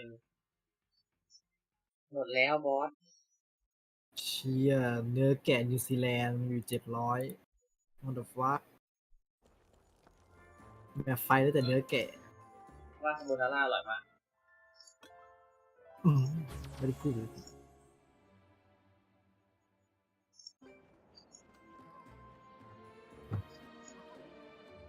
なかなか賢い目つきをしているな。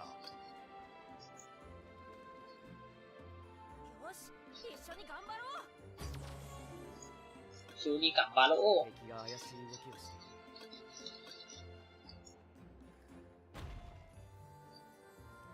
ไอ้เหี้ยไอ้ระบบลิสต์เนี่ยนะกระโดดได้ไหม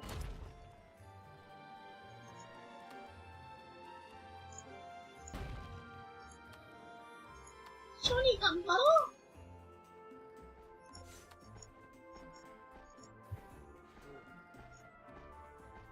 もうすぐ出発するけど準備はできた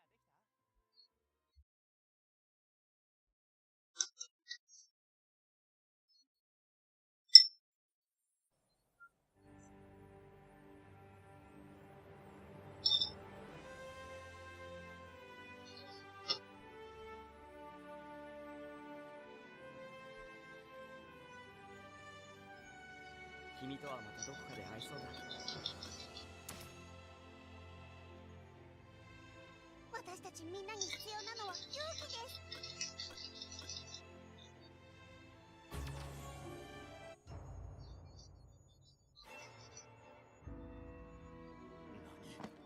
当にアルガスの目を奪われたと。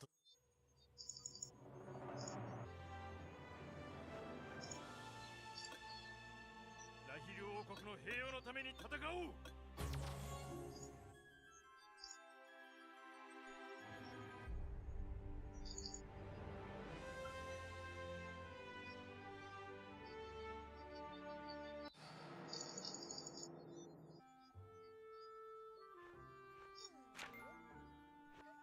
โว้สกอร์ทาร์เซนเดนต์1 อันว่ะ私たちみんなに必要なのは勇気です。ลูก任務中の個人的な会話は禁止。